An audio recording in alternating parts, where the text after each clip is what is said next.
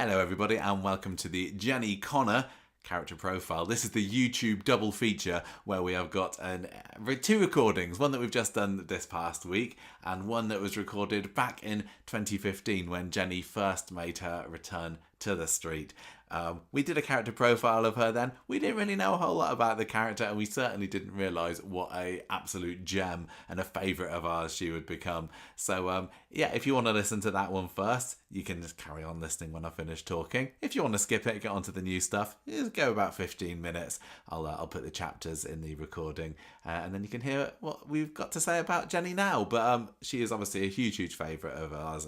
We absolutely adored reminiscing about her past. So here you go, a double whammy of Jenny Connor character profiles recorded a decade apart. Enjoy.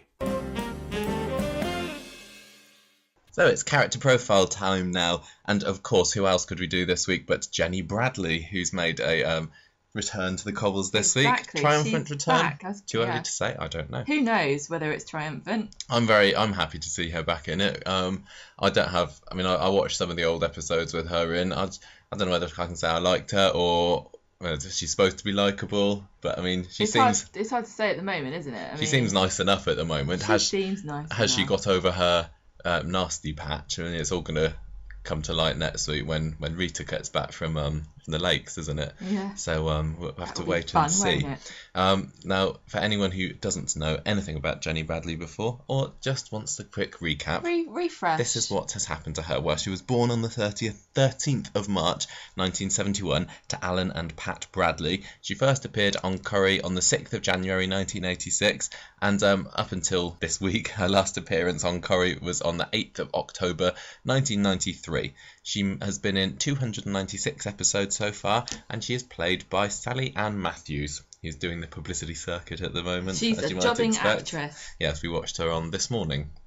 Where she said, everyone going, what have you been doing for the last, was it 20 years? 21 years. And she's like, I have been doing stuff, actually. It's like, all right, no one cares though. Yeah, theatre and, well, she said a load of TV roles as well. I haven't seen her, but we don't watch her. You don't watch television? Don't remember seeing her on the bill. Right, so this is her backstory. In 1980, her dad yearned the single life, left the family, filed for divorce, and left her mum Pat to raise Jenny by herself. Yes, this is obviously off screen. This is when Jenny was 18 or so. Her backstory. Yes, that Alan left, and Jenny was living with her mum, but that all went wrong because in 1986, when she first appeared on the street, she was a paper girl in the cabin, and her mum Pat was knocked down and killed by a car in Rosamond Street. Aww. I don't think that could really happen these days because Rosamond Street's is about 10 metres long. I know, where would it go? I don't think there's enough time to get some speed up along there. I know, like you would think that it would be full of people getting confused and trying to reverse around the corner to escape this horrible dead end. Yeah, back in the days when Rosamond Street was actually a very long street. Going, ooh, there's a gym there. Anyway, let's get out of the way. So Rita, the kind-hearted soul that she was back then, agreed to foster Jenny because she was going to a children's home. She was put in a children's home, but she kept on running away to it. From it, yes. She was happy to live with Rita, but she didn't want to live with her dad in Leeds. Yeah, because Alan then turned up and was like, well, don't want to live with you. But Rita reunited the pair and she ended up falling for Alan at the same time. So it's almost like the beginning of a beautiful ending to some troubled...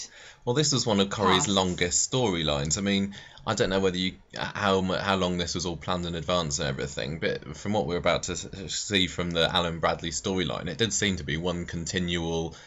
saga, exactly, epic saga from 1986 until the tram crash thing with Alan. So this is how it all began. So nothing to do particularly with Alan Bradley. The next bit, she had a bit of a go on the talent circuit, did Jenny? She thought she was the next. Who was a singer back in the 80s? Madonna?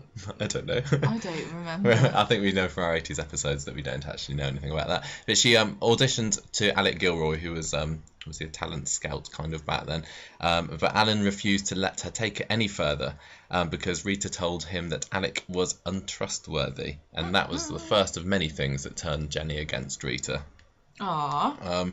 So I think she had been living with Alan then for a bit because then he got a job in Dubai later on that year. So then Jenny had to move back in with Rita again. How did you pronounce Dubai with a J in it then? Dubai. That was very forward thinking of him, wasn't it? Yes. So she was living with Rita, and then she started to date Martin Platt.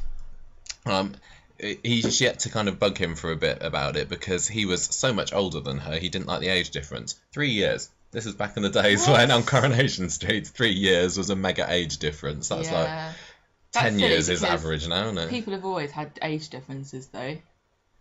Yeah, and interestingly, I mean, Martin Platt ends up going out with and marrying Gail, doesn't he? Who's 10 years older than him. Yep. So he obviously kind of like, well, not going to get anyone my age. Well, she that year as well, in '86, she won a talent show in Rochdale, and she was driving back with Martin in his car, lost control and caused an accident and left Martin unconscious. Yeah, she walked out all right. So she wasn't allowed to drive back then. I think she wasn't even 17 at the time. Because she came in as a 14-year-old, so he let her drive his car, and unsurprisingly, she couldn't do it. Went over the edge of a little ditch. Women drivers, eh? In 1987, as we know, she should not have been driving, so she convinced Martin to cover up and take the blame.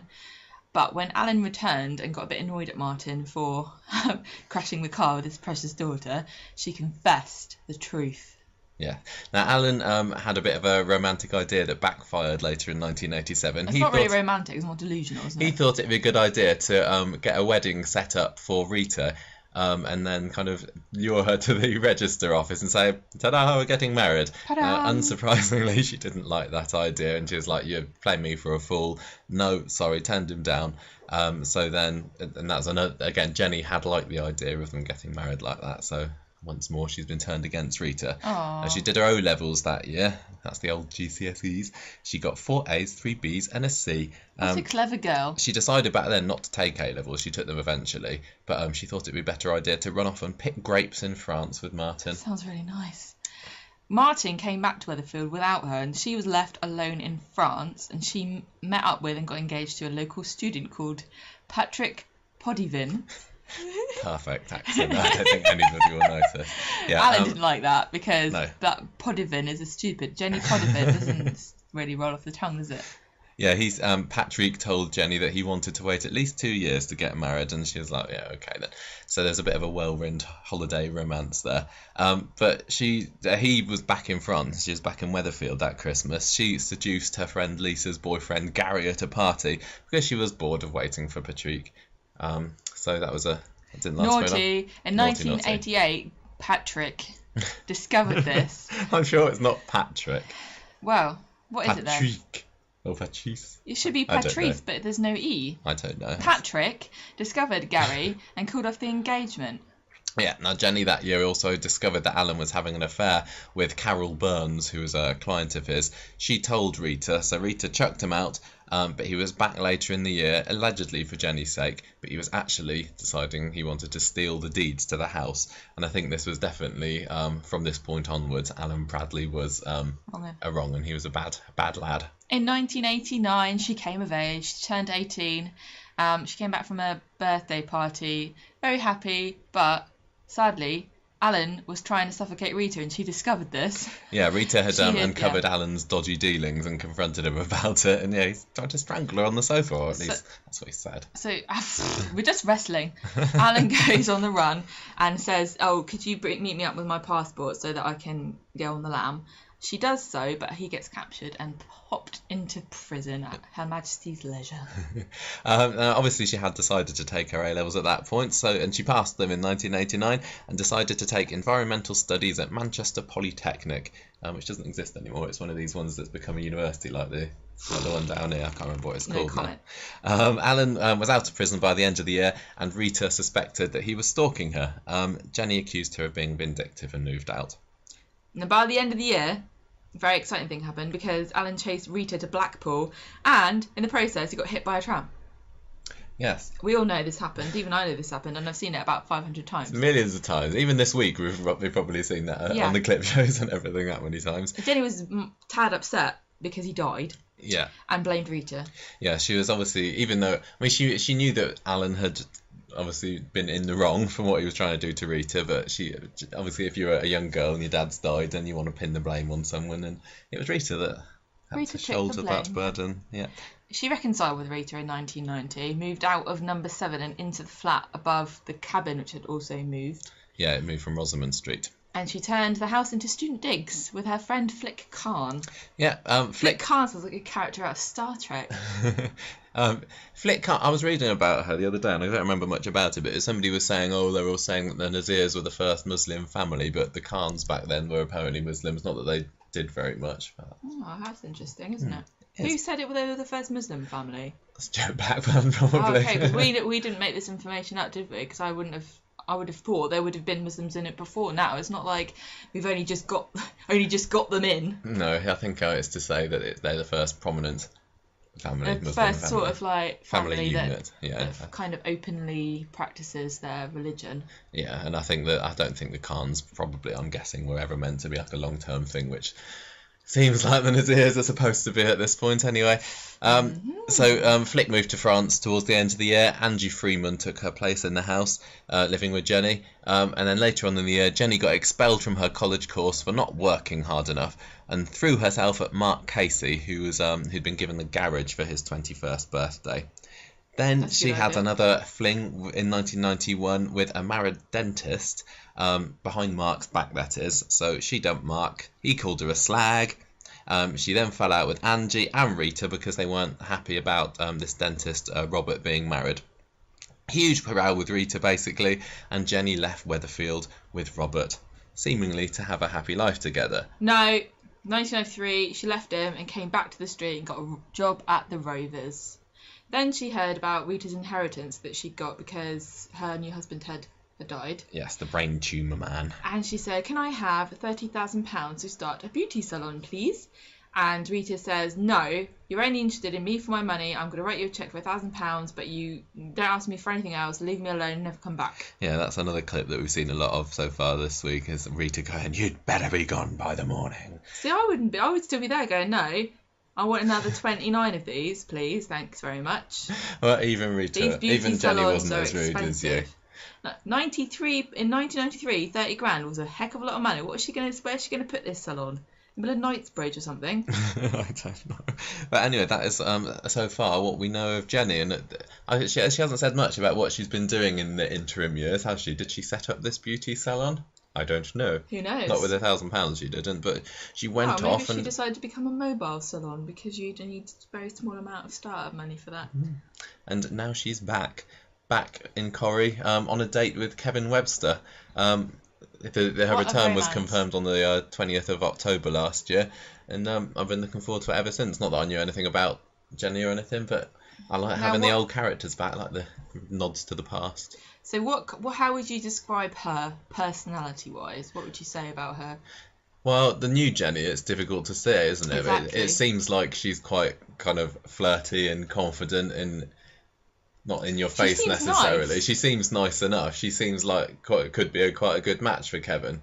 It remains to be seen whether she's still kind of bearing a huge grudge against Rita, because I mean she's still up in Cartmel with Mavis at the moment, but I assume when she's back next week they're going to have this confrontation. Rita's not going to be happy to see her, but it's whether or not Jenny's going to try and rebuild the bridges between them, or whether she's going to try and get her own back on Rita still. It's difficult to know. Yeah. I'd hope that she isn't still bearing a 21-year-old grudge against an OAP, but this is a soap we're talking about. Well, it depends on whether she thinks she was in the wrong, doesn't it? Yeah, but so much time has passed. I mean, you don't... Are they going to keep mentioning it all the time, or are they just going to... Well, I think so. I mean, there's also... It's interesting that they've got Kevin going out with her, because Sally is obviously very close to Rita, or even more so kind of back then. I think Sally always saw herself as being like next in line to Rita's. To the Rita's millions. Yeah, so she's not going to like the idea that her ex-husband and current friend Kevin is now dating somebody who treated Rita so badly back then. Yeah, that's true. Because things have been going swimmingly between them and Tim at the moment, hasn't it? Seems to be all working out quite nicely. Yeah, no, Rita at the moment is really still a bit of a crotchety old woman, isn't she? That's how she's often written. Out a bit, has she? No, I mean, apparently, and I don't really remember this, but a couple of years ago, apparently Jenny was mentioned by Rita. She told someone or other that she's not on speaking terms with Jenny anymore.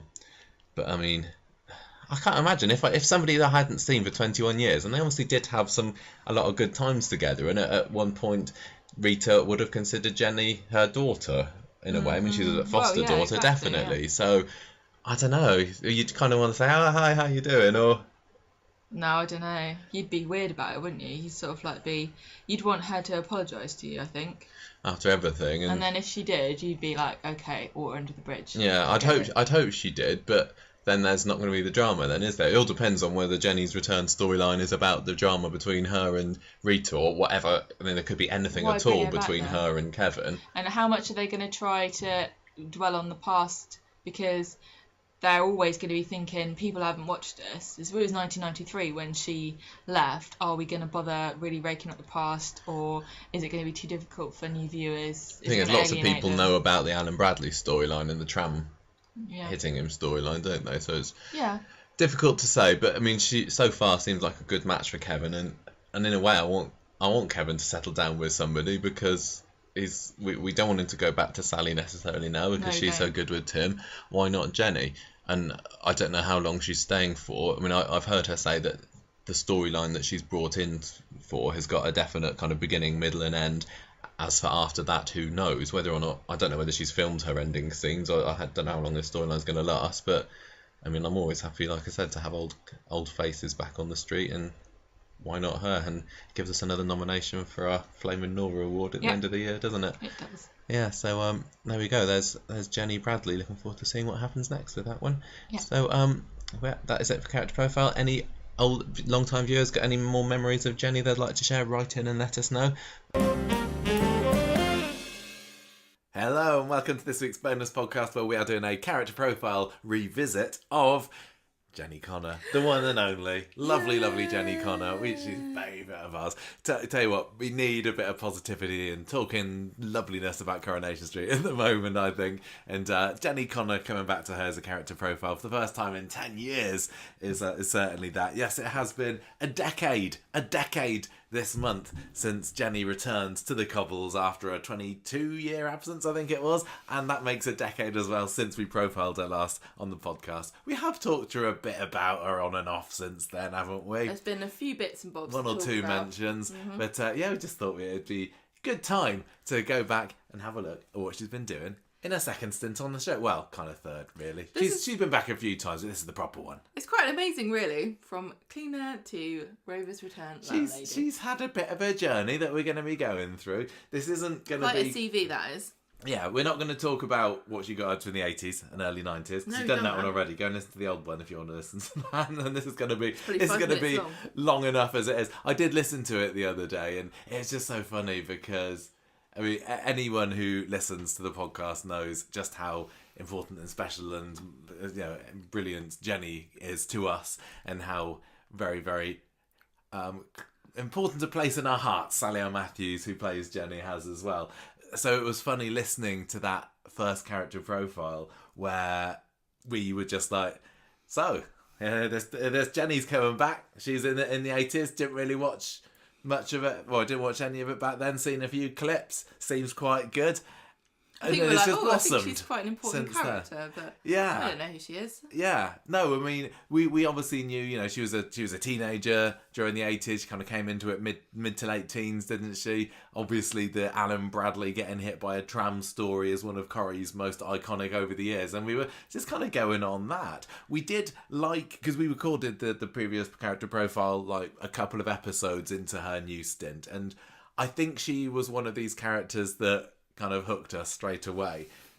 I said something along the lines of, it's one of these characters that when they come on the screen, you're like, oh, this is good. I'm looking forward to seeing what she's getting up to. Yeah, but it's funny because she is a classic, from the 80s character, but she's done so much more since then.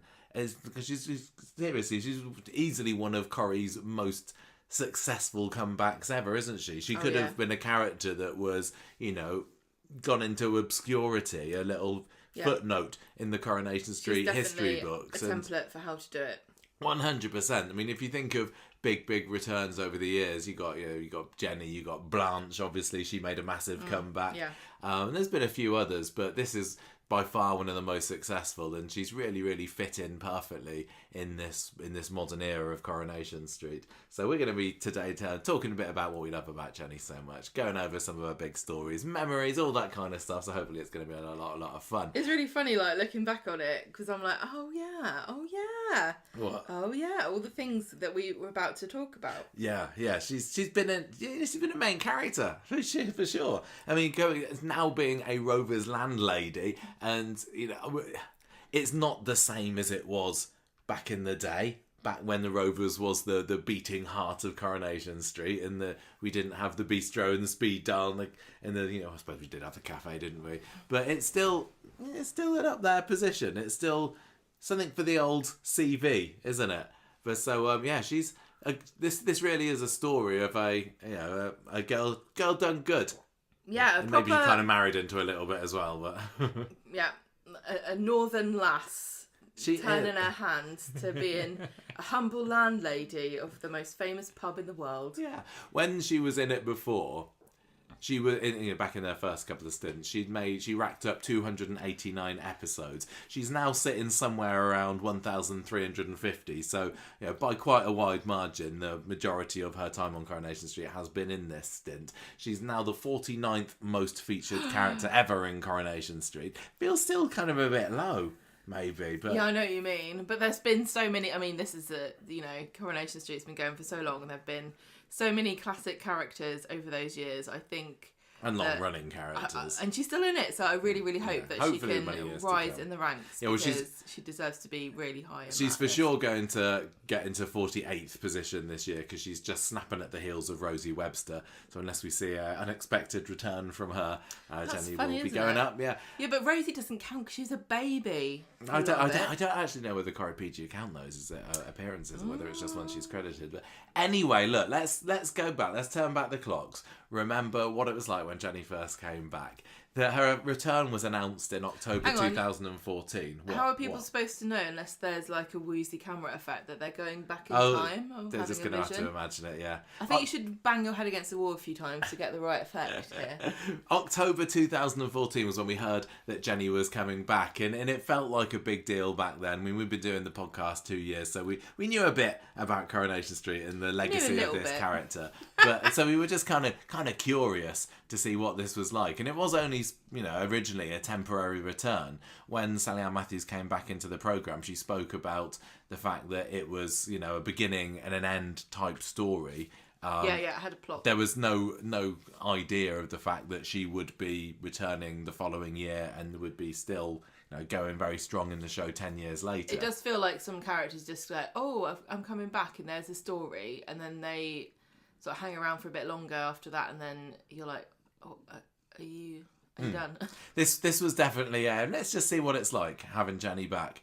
It was really interesting at the time because she spoke about the differences between old school and modern Corrie, and I always love that about the comeback stories. But a lot of the comebacks now are they were in it a few years ago. I know, so this is like a proper classic comeback because Sally Ann Matthews was in the show is the 80s. Yeah, when there was only a couple of episodes a week, and they were still holding on to some of the, proper traditional classic methods of producing the show that they've not got any time for. Yeah, she spoke about the lack of rehearsals, the fact that they would used to do rehearsals, Monday, Tuesday, Wednesday, and then they do the filming Thursday and Friday. It's so bonkers to even imagine it's that utterly they bonkers actually to rehearse. Remember this. They don't rehearse. I don't know if anyone is listening who's like a new listener to us and hasn't heard quite a lot of our other stuff, but Coronation Street, they used to rehearse. They do not anymore. You're expected to turn up. You got your lines. You might run through it. They give things a few takes and have a quick run through, but that's it. They have a chat. Like it's not like it's not allowed to talk to each other, and there's collaboration between everybody. But it's like you're there. You do your lines. You read them through. You read them through again. You read them through again. And then there's the next scene. So it was this story in 2015 that made us lifelong Jenny fans. I was just captured straight away by this character who's seen so much fun. She was smart. She was a bit kind of devious as well. She had a bit of a naughty side, but she just exuded. I had to describe sass, it. feistiness. Yeah. It's 100% what She's a Coronation lovable Street scamp. needed. She really, yeah. I mean, she still is, but this was a very strong, entry to the show, re-entry to the show. And she came in as a blind date of Kevin. So he was sad and single back in early 2015, and he turns up for an internet date, and there she is. Now, he had known her back in the day. She'd been dating Martin Platt for a little bit, one of Kevin's compadres back in the late 80s, but it was still we haven't seen you for a jolly long time, let's give it a go.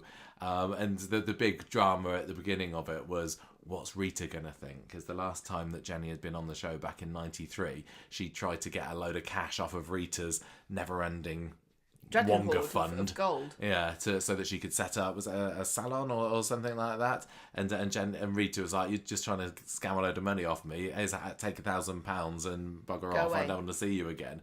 So when Jenny came back into the show, it's like, what's she gonna say now? And she wasn't there straight away. She was visiting Mavis in Cartmel. But when she came back, I remember the scene where Jenny was in the Rovers and Rita walks in, and Jenny has to have this awkward, "Hi, you remember me?" Because Rita had been, and still is, like a mother figure to Jenny, wasn't she? Yeah, because Rita was, she was a foster mum. So Yeah. that was back in the day, and they still got this kind of nice relationship that continues on throughout what we're going to talk about now, even right up to recent. Yeah, and there aren't so many kind of grown-up, adult, parental relationships left No, on the show, you're are right. there? I mean, you got like Tracy and Ken, but Yeah. most of the mother-child relationships at the moment, you got a much younger. Mum's dead. Yeah, quite often people are dead, to be fair. So it's really brilliant that Jenny has been this link to the past. Rita as a character who's come right back from the mid '60s. But yeah, it almost didn't work out that way because Rita was not happy to see Jenny again, and Jenny swore she's changed, and she's like, "I want to just make things up with you. Have £300 out of the £1,000." To be honest, if she's been gone 22 years, you'd have thought she might have been able to save up a little bit more than £300. Well, also the interest rates. Yeah, quite. Maybe that's why Rita was so miffed about it. But it's like, I'm sorry, I expected a return of 5% per year. £1,000 was a lot of money back then, actually. Yes, but anyway, Rita eventually forgives her because Jenny makes it clear that she's staying around here. She's really into Kevin. They start dating, and Rita it makes it a lot easier that Rita softens to her.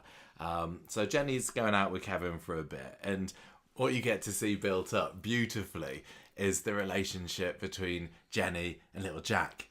And then Jack was, in his previous form back then. Well, he was not Kieran Bowes back then. He was a little babby. How old? He was 5, I guess, 5, 6 at the time. And Jenny had this lovely, lovely relationship with him. And we later discover over the course of those months just what tragedy has been going on while she's been off screen because of her son Tom, who we later learn died in a tragic paddling pool drowning incident in the backyard garden, and Jenny's almost seeing Jack as a kind of replacement for Tom, and she's going through this awful mental trauma that comes part and parcel with losing your child in such a horrific way. But we didn't know any of this. We just knew that Jenny came back and she was very attached to the child. Yeah, and she didn't have a child of her own, so you could only guess why she was obsessed with. Yeah, you kind of pick up pieces of what she's been up to in the intervening 22 years, but not very much. You got like little clues. There was one moment where Jack choked on a shallot one time, and Jenny had a real. It's a bit middle class for Weatherfield, isn't it? I know. I don't know where she got a shallot from. No. Maybe it was just a small onion. I don't know. And you know, what's going on there then? And then as the months go on, she starts becoming even more protective of this kid, starts to claim to strangers that he's her son. A little bit Carmel Finnan in a way. And there was this one confrontation with Maria because Jack had a fallout with little Liam, and Jenny slapped Maria when Maria tried to confront her about it, and that got scathing criticism of Jenny. I remember everyone was like, well, who on earth is this cow coming in and slapping our Maria? And by this point I was a diehard Jenny fan, and I was like, oh no, well, everyone hates her, this isn't supposed to be how it goes, can't you see that she's brilliant? And Sally Ann Matthews has spoken to me a few times over the years about because whenever there's a character that I really like, I just want to see the good in them, and I want to see that they always make the right choices, and they're always very moralistic, you know. And Sal's spoken to me and said, look, that's boring. If a character never does anything wrong, or never makes any mistakes, or never has any kind of questionable moments of, you know, moral judgment or whatever, it's dull. And I think that's what I've kind of clung on to, because I think Jenny has matured over the years. Just making her interesting. It's not her fault. She has matured over the years, but she was never, you know, sweetness, light, perfect in any sense of the word back in the 80s or 90s. So why she should be now, I don't know. This is interesting because at the moment, I think a lot of people are quite surprised at the turn it's taken with Jenny and Daisy with the baby stuff, and Jenny kind of being a bit cutthroat actually, and kind of looking out for herself above everyone else. And it's not outside of her character. It's not outside of character. I still don't love it. I always have to whenever ever still Jenny does anything that's like, oh, don't do that, that's a bit naughty, isn't it? I always have to teach myself. I always have to have a word with myself and go, no, it could be in character. She's not been an angel in the past. You don't like Goody Two Shoes, do you? I do. It is boring. I know. But she has matured over the years, so sometimes it's still a bit of a shame when she does some questionable things. But yeah, so she's having a barney with Maria, but really the big fallout is with Sophie, who throughout all this time, Sophie, Kevin's daughter, has got a real kind of suspicious eye on Jenny and thinks there's something not right here. Yeah. Is she going after my dad for the wrong reasons? Is she up to something? Why is she being so close to Jack? Catch. Yeah, and actually she's right, because Jenny is having a bit of an episode, isn't she? And she's plotting, I suppose is the right word, to abscond to Hull with Jack. Where else would you go? Exactly, it's paradise. But she's rumbled by Maddie, Sophie's girlfriend at the time, who leaves Sophie a message on her answer phone. We all remember how this ended up. Boom, Maddie's dead. But and Jenny gets opportunity. I think it might have been during Maddie's funeral actually, to do a runner to Hull with Jack, dangle him over the balcony, and it's like, whoa, something's going on here. And this is when it all comes out about the trauma that she's been suffering. I think it was like 2 years previously when Tom had died, so it was still, you know, relatively raw, recent and raw for her, and that performance that Sal gives when she's up on the balcony is still up there with one of her best that she's given on Coronation Street. She threw all that she had at that role, and she absolutely kind of broke my heart, and it was performances like that made me a lifelong Jenny fan. She's eventually talked down by, I think it's Rita and Kevin, and then she's sectioned, and that's the last we see of her. But it was this was also the wig. Yeah, God, Jenny's wig. Jenny, tell us about Jenny's wig. She had Gemma. a wig on. I don't remember why. She was on the phone and she had a special wig. She was when she was trying to escape to Hull. She had a different persona. Didn't she? Which was a wig, so that she could hopefully get out of the the city without anybody recognise it. She does have some of the most recognisable locks that have ever graced Coronation Street. Award-winning hair. Well, this is another thing from the previous character profile. I'd said, we could have another contender for the Flame and Nora Award on the Conversation Street Awards this year. Little did I know that she would basically sweep the board for forevermore, and we ended up having to retire the award because it was just the Jenny Connor Award or Jenny Bradley Award every year. So yeah, that was the beginning of Jenny. But yeah, Jenny's wig was just utterly iconic and bonkers. It was a bit. It seems like it's been forgotten a little bit now, but that wig was what ended up putting us in touch with Sally Ann Matthews, isn't it? Because this was the first time ever, and we've been doing the podcast 3 years at this point, I think. This is the first time ever that we got any kind of recognition that a cast member had listened to the podcast. I remember this. Yeah. I found the tweet. We had no expectation whatsoever. Not at all. No, not at all. Let alone somebody who worked on the show. Let alone somebody who worked on the show and played the character that we utterly adore. Yeah, so June the 5th, 2015, I found the tweet. Sal sent a tweet saying, I love the idea that Jenny has a telephone wig. Because you'd said in the episode, some people put on a telephone voice and Jenny puts on a telephone wig, which was utterly bonkers. And it was like, oh my gosh, she listens to it. And then it just kind of spiraled from there, really, didn't it? That August, we had Sal on the podcast for our first ever interview, first ever Amazing. cast interview, episode Really 162. amazing. And then that actually came a few days after the announcement that she was coming back to the show in 2016. So we were all mega hyped up to hear this. But yeah, we kind of started exchanging messages, and it was just, She's lovely. it's absolutely lovely. And she, ever since then, she's been so mega supportive of the podcast. I don't know whether, I don't think she listens to it no. these days, unless there's something It's a bit too long. special. Maybe too it's a little long. bit long for her. I don't know. Well, it's too long for everybody. No, some bits do always say that people like it. But yeah, she's just been an utter treasure to have, and she's the one that's put us, in contact with some of the other big names at Coronation Street. I know that she would, recommend the podcast to other actors. She's been so. She's Honestly, I don't think that a lot of what we've been able to do, we wouldn't have been able to do it without Sally Ann Matthews, and eternally grateful to her for all of her support and help. Yeah, she's been wonderful, and it's so convenient that we love Jenny so much, and she's we think she's a fantastic actress and performer, because it'd be awkward if we didn't think that, wouldn't it? She is like, she's helped I'm us so proud of everything that she's been Yeah. achieving on the show and stuff, and she's always so professional, so wonderful. Performances are fantastic, and it is just so lovely to see her now behind the bar at the Rovers. Yeah, 100%. Yeah, it's so much that we know about the behind the scenes workings of Coronation Street, thanks to her explaining simple things to like us. How do you, how does it, you get your script, how do you get your script, like what do you do then, how does that work? And there's very simple kind of mechanics of how things work, not like just that kind of production side. She's also our legal advisor from time to time, isn't she? I don't know. Because she's got a family of lawyers, and when have she does listen to things that we record, and there's legal matters that we're still not very well versed. I know in, what you mean. I thought you were saying like she advises us on like that No, time no. we had we were sued. When we try to comment on things that happen legally on Coronation Street, she'll often get in touch with us and say, no, this isn't how it works. You don't know what you're talking about. But yeah, honestly, it's utterly grateful. She does beyond very words patiently for- try to explain, but it doesn't always go in Yeah. to our little ears, does it? So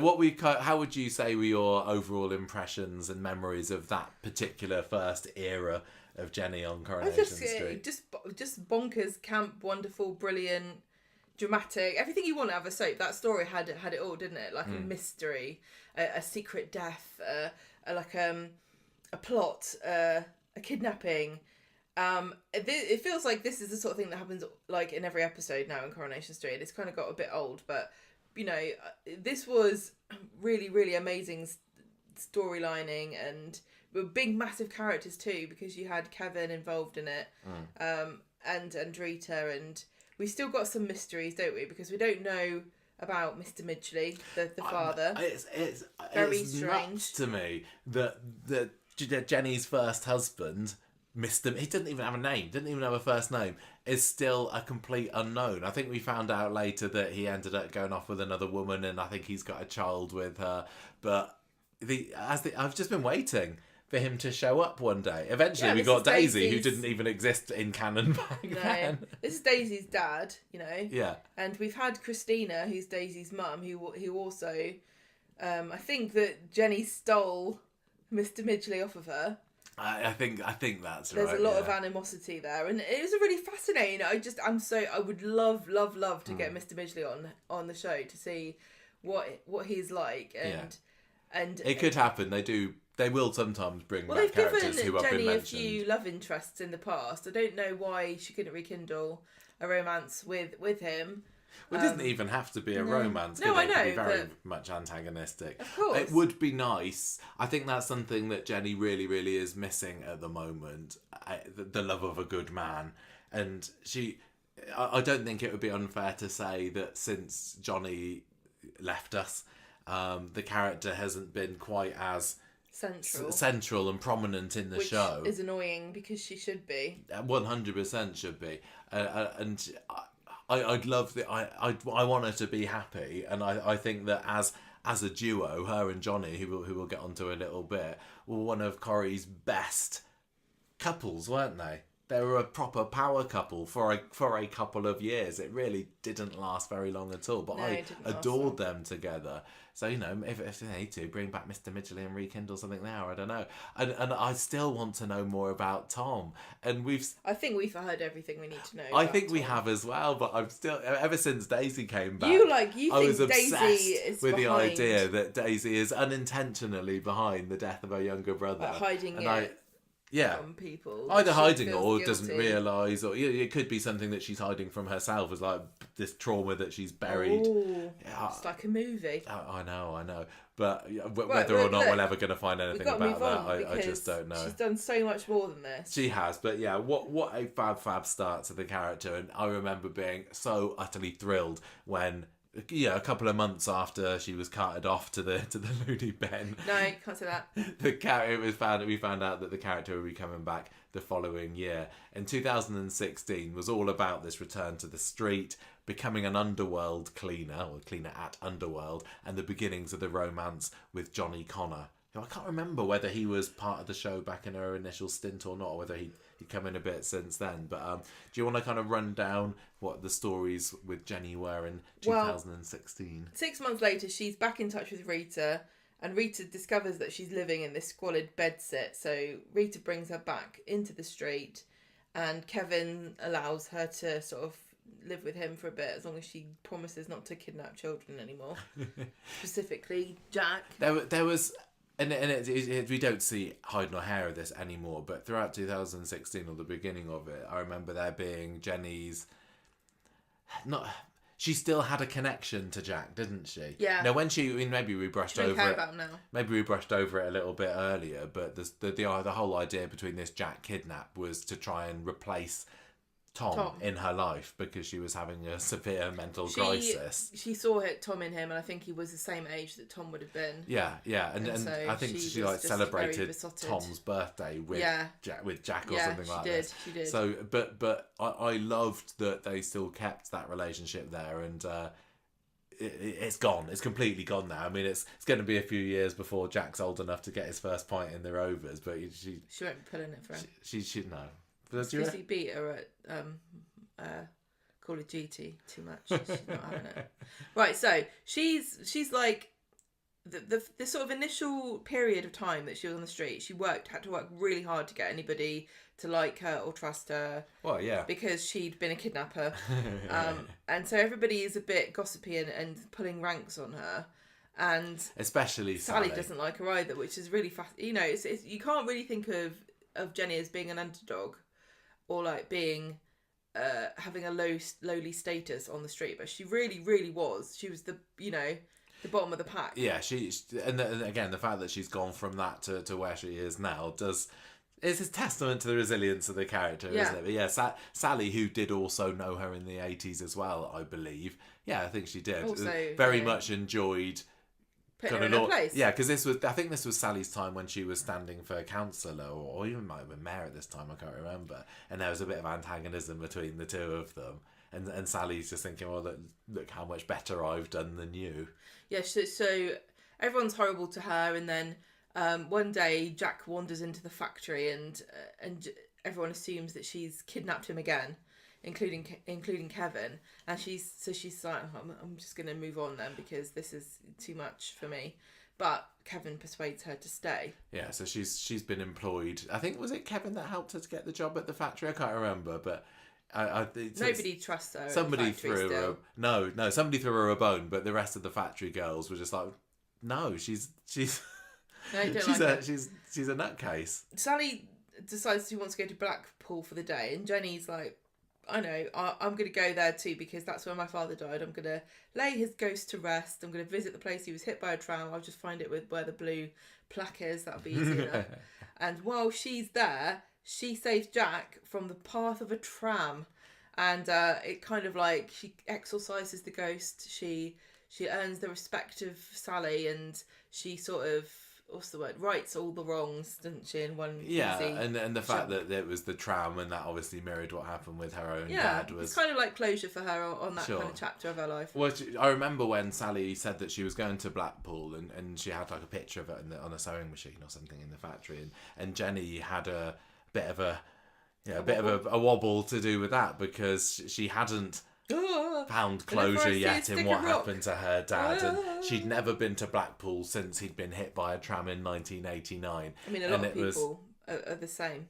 Well, yeah, it was Johnny who came along, and I don't think at this stage there was particularly a spark of romance between them. No, they were there together, weren't they? She starts Yeah, falling for him after this. Yeah, and he was just came along at the right time, and he'd shown her kindness by giving her a job in the factory when nobody else had.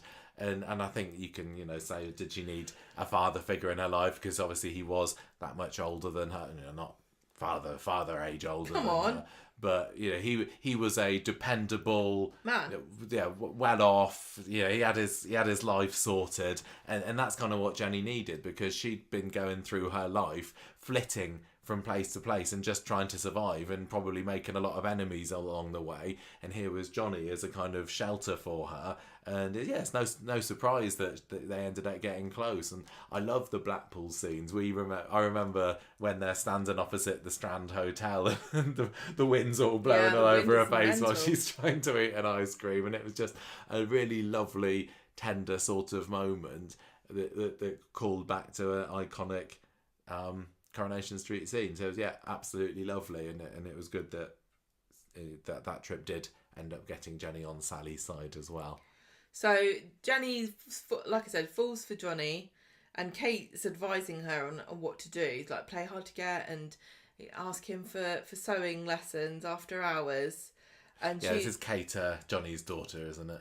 she also makes herself useful because Carla and Nick get married, and Johnny wants her to guard Tracy during the ceremony because Tracy wants to jump out and stop them from getting married. It doesn't actually go to plan because she escapes. I do remember that quite vividly. I think Tracy this is one of my most memorable Jenny going, scenes. I need my medicine.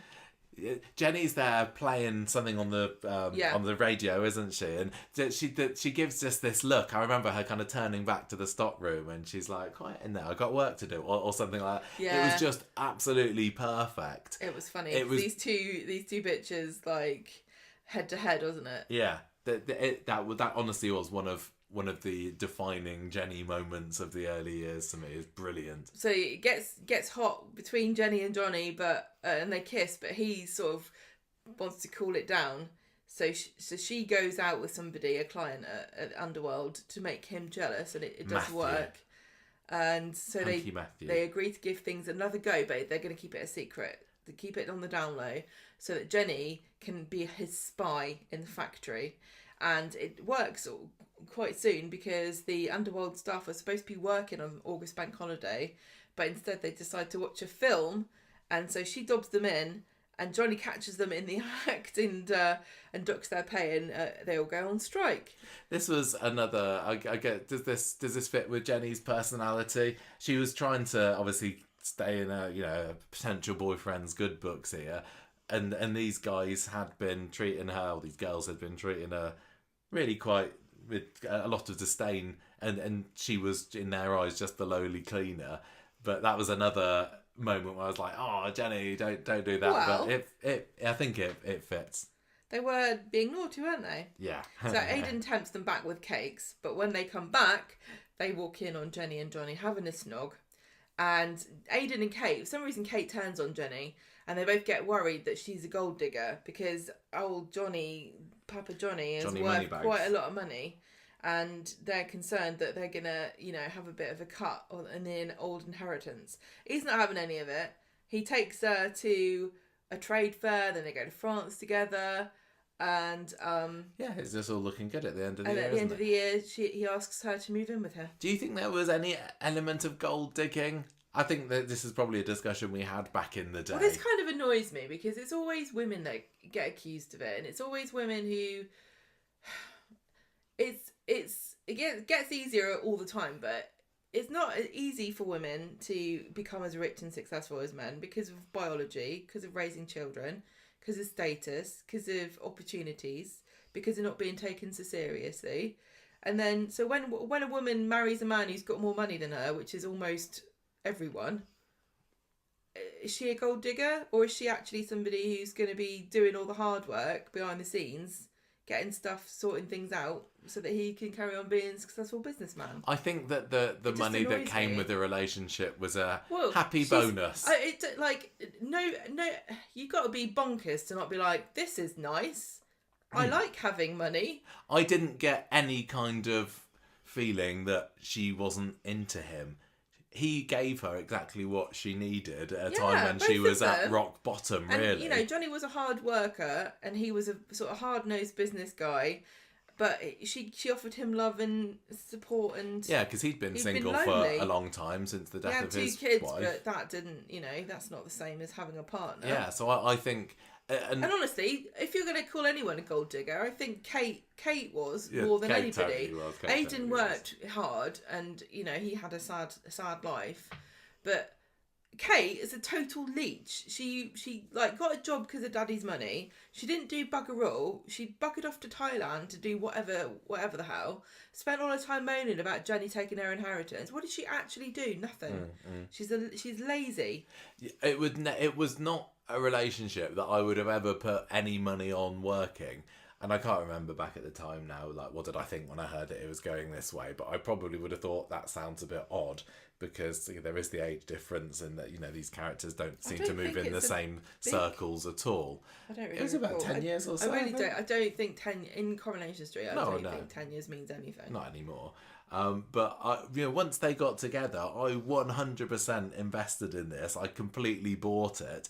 It was just gutting when it all had to come to an end a few years later. Yeah, you were a real champion of Jenny and Johnny, and that was one of the reasons why you really did not like Daisy when she first appeared. Yeah, because she was so against him, and it was a shame how things went sour between them in the end, and you can blame one, blame the other. We'll find out a bit more about that in a minute, but this was just a lovely tale of romance. And yes, they got up to romps in the stock cupboard, but I still saw it as a proper, it's like a young girl meeting a prince kind of story, wasn't it? It was so heartwarming and lovely.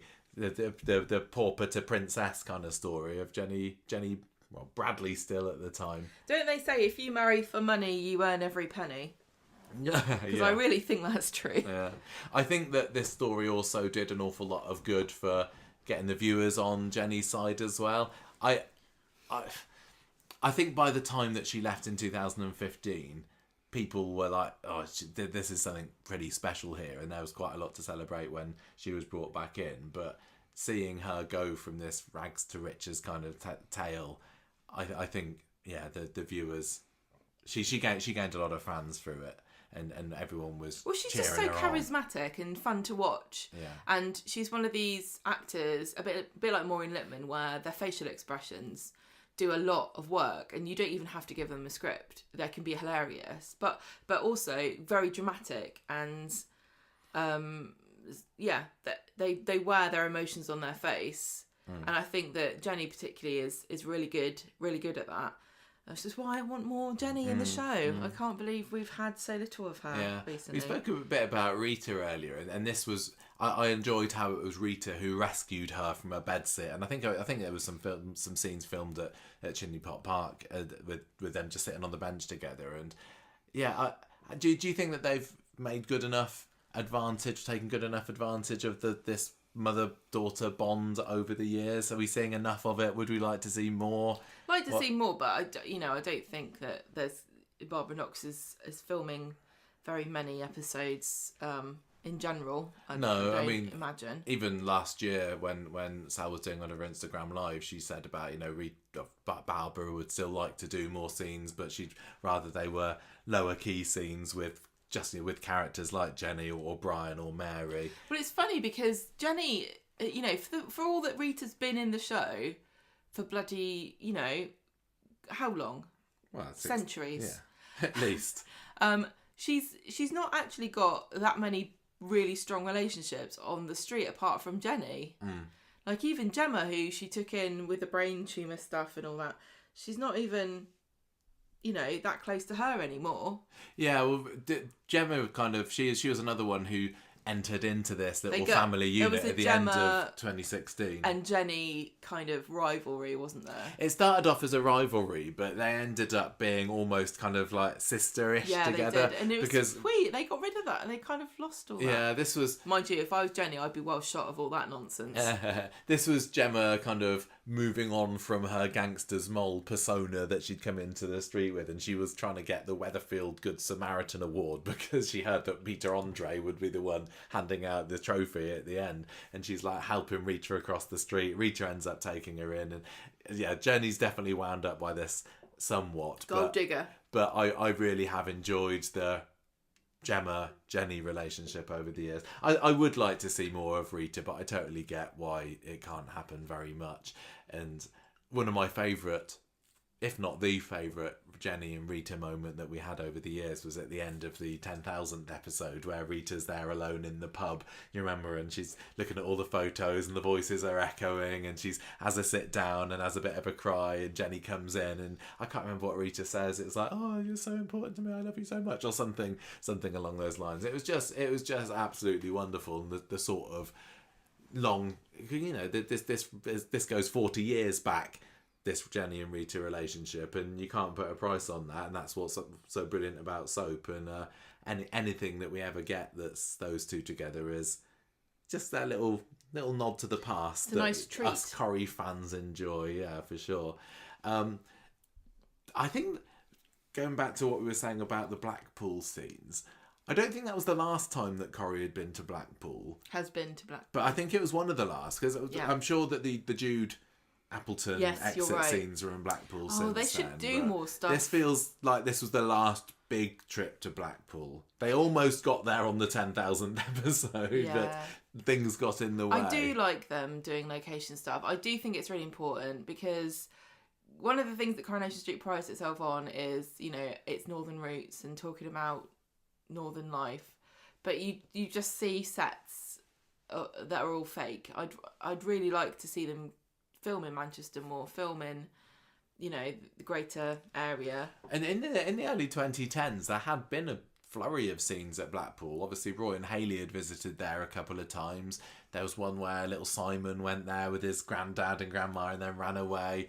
And it felt that we were in a new kind of era of, they can just pop up to Blackpool. And it's just gone since. And it feels very, very traditional Corrie. I mean, Coronation Street itself visited Blackpool within its first year or so on air, Well, it's one of the places you would go. It's Yeah, it is a popular holiday destination for people up there. They've got their waxworks in the Waxwork Museum. Yeah, no, that's what I want to see. I want to see the Coronation Street characters going to Madame Tussauds and going, "Oh my God, it's Deirdre." I don't understand. This is where she spent all that time. Yeah, I'd love it, but it was really a good idea, I think, to make reference to that iconic Alan Bradley scene. And then these days, people being killed in dramatic ways are 10 a penny, aren't they? Yeah. But this was one of Corrie's, at the time, most iconic, most memorable deaths. And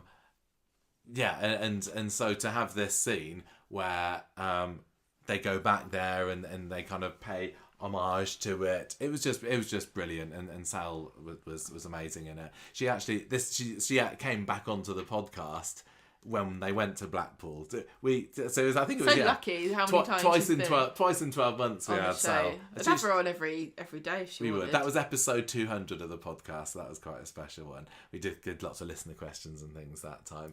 And then it was also midway through the summer, so a couple of months after that was when we went to Manchester and we met up with her for the first time. And that was the first time that we'd had a proper encounter, so amazing. Planned encounter, should I say, with one of the cast members. And I think that might have been the summer that we met Adam Blease as well, who plays Dirk. I think that was the same trip.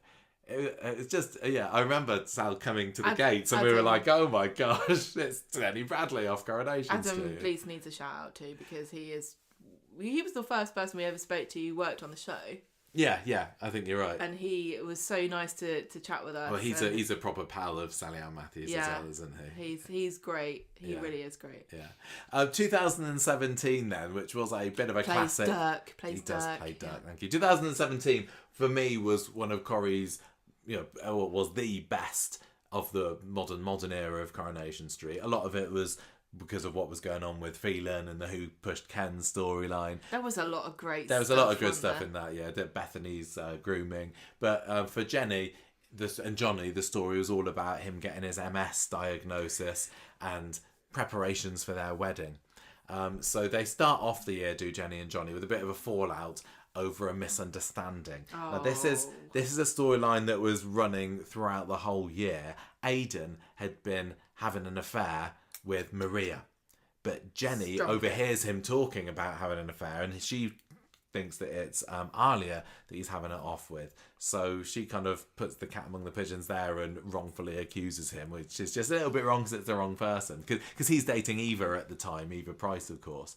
And then this ends up with more of Aidan accusing Jenny of being a gold digger. And yeah, they have a massive fallout, do Johnny and Jenny. He's fuming. He tells Jenny to leave, but Gemma is the one to bring them back together. And before long, Johnny has proposed. Hurrah, how lovely. So Jenny and Sally, in a little side story for the years, that shall we say, team up at Underworld to design a mastectomy bra. That attracts the attention of Richard Drake, a retailer. This was an odd little story because he's going to buy a load of these bras off of Underworld, off of Sally and Jenny, and then he cancels the order after getting cold feet. And then Jenny really is a bit minxy and a bit cold, and she I remember completely. There was a scene at his factory where I think she's like sitting on his desk looking kind of quite smugly down on him because she's discovered that he's been having an affair with a PA, and she basically blackmails him into reinstating and doubling the order of bras. And yeah, another 100% example of showing that Jenny can be a little bit mischievous sometimes. Not mischievous, it's for the greater good, isn't it? Yeah. So anyway, wedding preparations continue throughout the year. Jenny proves quite the demanding fiancé. There are accusations of bridezilla thrown against. Didn't she? She did. She had a little like rook's nest upstairs with all of her pictures of all the brides and stuff, pictures, and everyone was getting like mad and thought she had ideas above her station. I genuinely cannot get upset with any woman who gets excited about getting married. Just why are people so horrible? Yeah, obviously it's just some fun. It's just a fun thing that people are happy about. Just let them be happy. It wasn't a good look when she had been accused of being a gold digger beforehand, but absolutely, Weddings are I don't expensive. deny her. You cannot get away with that.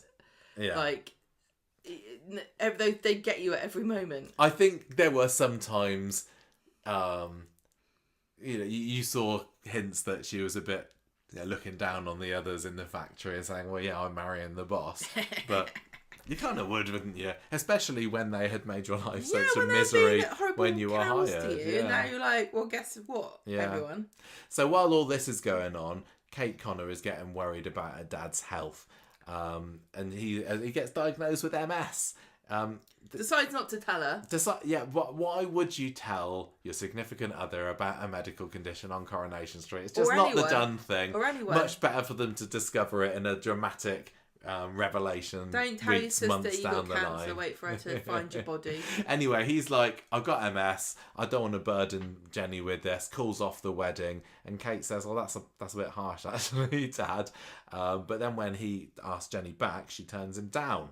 So the wedding's off for a little bit, but then she later discovers about his diagnosis, realises what this was all about. They get back together, even though she knows that this condition could mean quite difficult times ahead. Obviously, Jenny, a little bit fresh to the street, still didn't realise that once you get diagnosed with something on Coronation Street, if it's not life, I was going to say, if it's not life limiting, then it just get forgotten about. Yeah. And Johnny's MS did crop up occasionally in very convenient and dramatic moments later on over the next couple of years. But yeah, it wasn't too bad at the end. Although it makes you wonder, had he still, remained with us in 2025, how much would the condition have progressed by this point. So maybe you went Don't out. know. Maybe you went out on top. I don't know.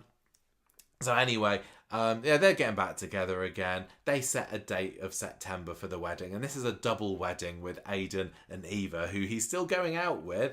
Well, he's planning to marry her. Going to marry her, but He does not he's know still going out that with Maria. she knows about this affair with Maria. Yeah, Eva by this point has found out that he's been having it off with Maria, and she sets up this amazing revenge Yeah, plan. she's got no intention of marrying him at all. No, but that's another story. Combining with the drama of the wedding is a side story where Rita gets a brain tumor, a little bit of cancer. Hope she'll be alright. She's fine. I don't This think is like it's 8 cancer, years is later, it? isn't it? I thought tumors were all I a don't. bit cancerous. It's not good I don't anyway. know. It's not good. Rita starts getting memory loss. They take her into hospital, and she is diagnosed with a brain tumor. And it basically leads to Jenny and Johnny getting married in Rita's hospital room, which was literally one of my favourite Coronation Street weddings ever. Billy. And by Billy, I think it is partly to do with the fact that it was this couple who I was so rooting for. But the whole wedding was brilliant, wasn't it? Well, it started off in this grand mansion. Yeah. And with a fountain outside and beautiful grounds and luxurious suites. But it all falls to pieces because of the drama with Aidan, Maria and Eva. And then Jenny and Johnny arrive on a bicycle, Back of a motorbike, back of aren't they? motorbikes with Well, this some is Hells Angels. in and the they middle of the fight. fight in the fountain and between then Eva they're like, and Maria. sod this, let's just go. And it does prove, Jenny had all these dreams and she wanted the perfect day, but at the end of it, she just really wanted to marry Johnny. And so all the stuff about her being a gold digger was really unfair because she wouldn't have married him knowing that he had MS, and she wouldn't have been happy to have had a simple ceremony in a hospital room. No, because I think they start maybe going down the aisle in the hotel, but she realises that she can't do this without Rita, and so they all very turn sweet. up at the hospital. It was lovely. It And really was. I love kind of Jenny's excitement as well during that wedding scene. Like, Yeah, she was they're having to do thrilled. it quickly because they aren't really supposed to be doing it there. And Billy's kind of rushing through the bells, and Jenny's like, "I do." It Yeah. was brilliant. It was so joyous and lovely and wonderful was. and happy. It was. Absolutely. It was probably one of the nicest weddings. Yeah, totally. And then you That got whole thing was just amazing. It was a proper spectacle. yeah, Like yeah. in every sense of the word. Well, it that ended with a wedding. bit of a twist as well, didn't it? Yeah. Because you had Johnny carrying Jenny over the threshold of the factory at the end of the episode. They look up and the roof is gone. And we didn't see this coming. This was all part of Eva's plan of taking revenge on Aidan and, by extension, the rest of the Connor clan. It was such a top episode, that absolutely brilliant. It was really good. But it did mark the end, for a bit at least, of Johnny in the underworld, because there was no underworld left for a spell. Yeah, it kind of reminds me a bit of like when they shut the roads down for a bit. It's like, okay, the drama was good, but now, Yeah, I know. what are we going to do? So from this point onwards, Jenny has been known as Jenny Connor, and I remember us having, quite intense discussions at the time with like, but she's Jenny Bradley, isn't she? She's Jenny Flamin Bradley. I'll never be able to accept her as Jenny Connor. Well, it's like when Sarah came back and we insisted we would always call her Sarah Louise, and we. But you do get kind of some characters who, in the wider media, are still referred to and remembered as an original surname, aren't they? Like, I saw something. I mean, and Jenny does still get that. I saw an article from the past year about Jenny, and it still says Jenny Bradley, Yeah. because she's Jenny Bradley, and in Sally, she's Sally Webster. I think she may be shaking the Webster moniker a little bit, hasn't she? Just because this long-term marriage with Tim has been so successful. Deirdre was Deirdre Barlow, whoever she was married to. I think even Rita. I think she's often Rita Sullivan to lots of people. But yeah, it's funny that it's very political to get into women's surnames. Oh, I know, and I think then you get into characters like Yasmin, who is still Yasmin Metcalf, which really doesn't make sense to me at all. Why she would want to keep the surname of this abuser? Oh wow, hang on. I wonder. I've got a friend who has been married and now divorced, and I sent her a Christmas card with her old surname on it. Oh, did you? And she was like, "Oh, no, I'm keeping the surname. I worked hard for that." Weird. I'm like, okay, but that's But- not how I view marriage, but I guess that's why you're divorced. But Yasmin had a lot of history with that name. But I think it's nice, I suppose, that Jenny has kept the Connor in tribute to Johnny, even though by the end of their relationship they had gone through some very, very rocky times. But I can't deny that it would be quite cool if she decided to go back to Bradley. She's got no reason to, has she? Well, it's a She pain really in the bum. doesn't. Most women don't want to change it because they have children, or they can't, or it's just too much of a faff. And I think, in the world of Weatherfield, the name Connor does have a bit of clout Yeah. behind it, doesn't it? Well, it's just as much her name as it is anyone else's. Same as my name is my name. Yeah. So It's not. It really annoys me when people act like women's names are temporary or something. Well, lots of people do still, but I know, but she shouldn't. I think that she Bradley. You remember Alan Bradley, Connor. You think of icons like Carla Connor, Michelle Connor, Johnny Connor, and it's a name that has got a lot of. It's a funny I old think one clout is right. because the Connors really were quite a brief moment in time, and in a very specific moment in time, because they all came in with Johnny. Yeah, well, no, it was Michelle and Johnny and Johnny Paul came a bit and- later. Johnny came a bit Oh, later. right, yeah, it was you're Paul right. and It's Liam Paul and Liam and came in Ryan. first, Yeah. and then Carla Carla. married in, and then you had Johnny, but Johnny was really Carla's dad all along. I don't consider Jenny to be part of that family tree at all, even though I think I do accept her as Jenny Connor. When I think Jenny Connor, I don't automatically think Carla Connor, Michelle Connor, Maria Connor. I don't. They're in the same family, but they don't really have much to do with each other, do they? Yeah. I don't think they are. I mean, they might exchange the odd Christmas card. So I think it feels to me like she's taken that name from them and she's made it her own at this point. The Connors to me, black hair, dressed in black, business minded, as in to do with the rag trade, and Jenny's not like that, but she's taken it and made it her own. I mean, if you're going to be a bit mean about it, a Connor woman is somebody who marries into the family, takes all the money, and then runs a business separate. Yeah, absolutely right. That's Actually, literally what they've all. Michelle, Maria, Carla, they're Carla, all married into the They all go get in, get the money, and get out, yeah. and keep the name and the Yeah. cash. You're right. Actually, you're absolutely right. That's quite funny. But Jenny deserves it. She's landlady of the Rovers. 2018, Gemma. Back to you. What's been going on the here? then? marriage is on the rocks already. Unbelievably, it was like less than a year after they got married. It's utterly tragic. I was so sad. Yeah, I that- don't know why, but let me tell you. We also, I mean, we had the good, the positives with this year was 2018 was when they bought the Rovers. Yeah. Because it was after Toya and Peter shipped out. Well, Johnny's planning to retire to Spain at the beginning of the year, but he puts that to one side to try and help Aidan reopen the factory. And Jenny's starting to feel a bit of an outcast in the family. She's not really vibing with everybody, and she gets really jealous when Johnny and Liz start getting closer, and he gets drunk with her and stuff. So she decides that she's going to force his hand about moving to Spain, takes the money out of the business account and puts it down as a deposit. But the plans for this trip immediately grind to a halt because of Aidan taking his own life, and Johnny having the trauma of finding him and dealing with the death and everything. And he gets really upset, and he takes his grief out on everybody, including Jenny. Yeah, this really was a big roadblock. Yeah. And and this kind of thing, when people do take their own lives or when there's a family tragedy, it can have It doesn't often monumental bring people effects together. on No. relationships, and sadly that this is what happened with Johnny and Jenny, and Liz came into. Liz sailed in, didn't Yeah. she? They Johnny and Liz get closer. They end up having a snog.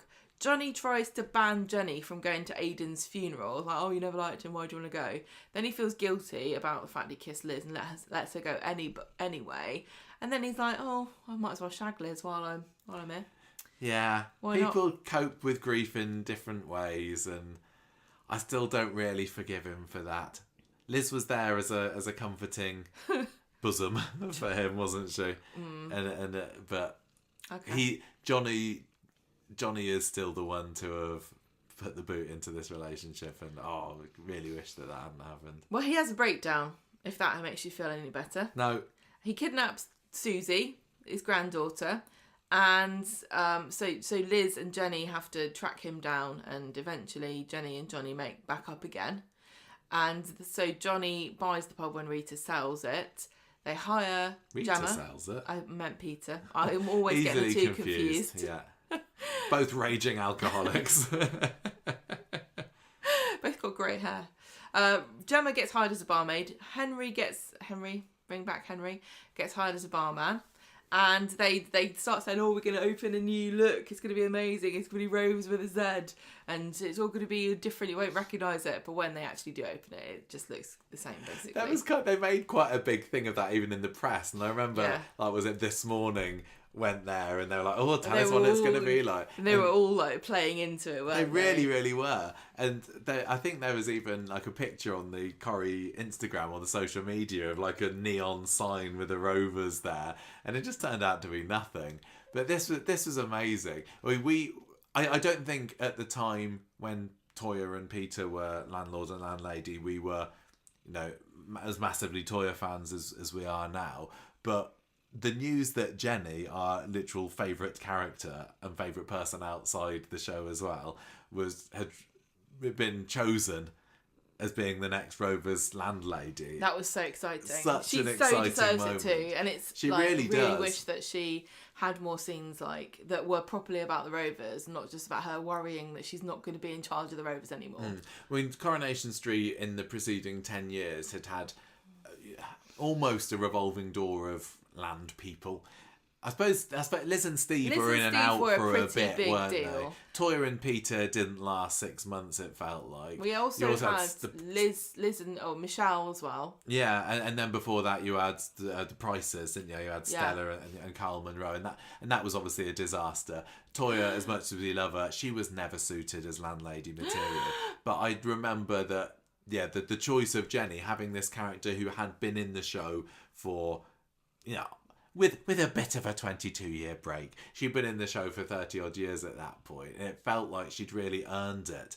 Toyah hadn't earned Rover's landlady position. Stella, who kind of swans in... No, Stella definitely 100% did not deserve not. it.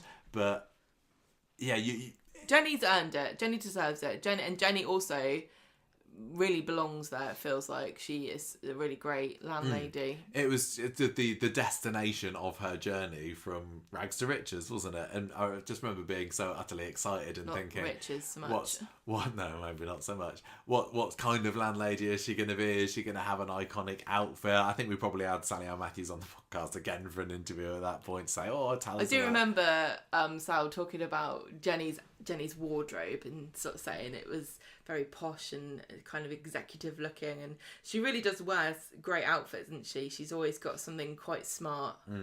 As much as I think it'd be brilliant to see a lot more Jenny in the Rovers, she does feel at home there. I love her little throne that she has at the back of the till, and then Daisy's mini throne with her next little to it. That is so cute. I just love that so much. Yeah. She's just got the presence that a proper Rovers landlady needs. And she's got that joie de vivre and that sarcasm too, and not suffering fools. She's a good people person. Yeah, she is.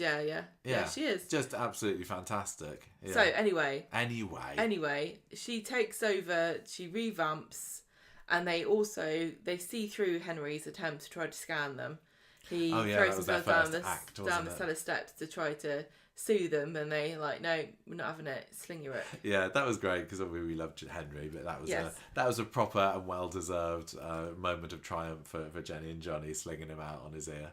Now Jenny finds out that Johnny had slept with Liz because of Fakey.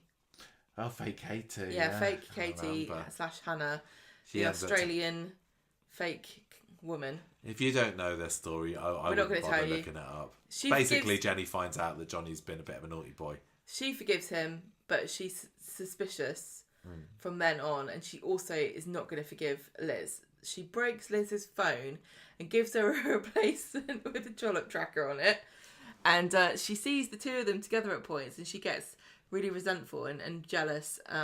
She signs Liz up on an escort site.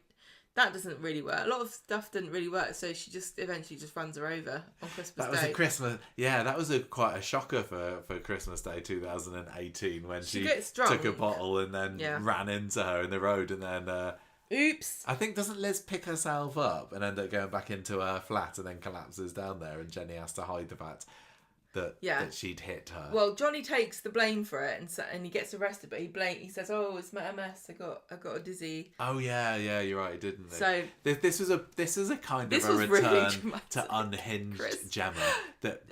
Jenny. I know Sorry, it's that we'd difficult to unhinged Jenny Gemma. separate me from mad behaviour on Coronation Street, but I haven't run anyone over in real life. And her crying her heart out on the balcony back in summer of 2015 very much did echo her drunken hysterics, basically, that we got here.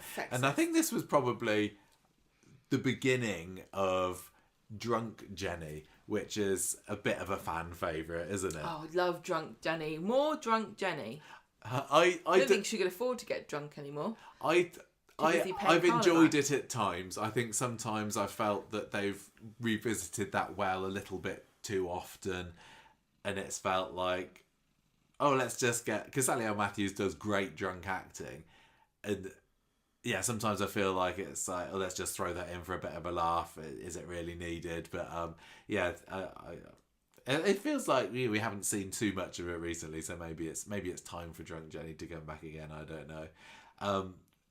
Do you think that? How did you feel about the end of Jenny and Johnny and the fact that they chose to split them up quite so early?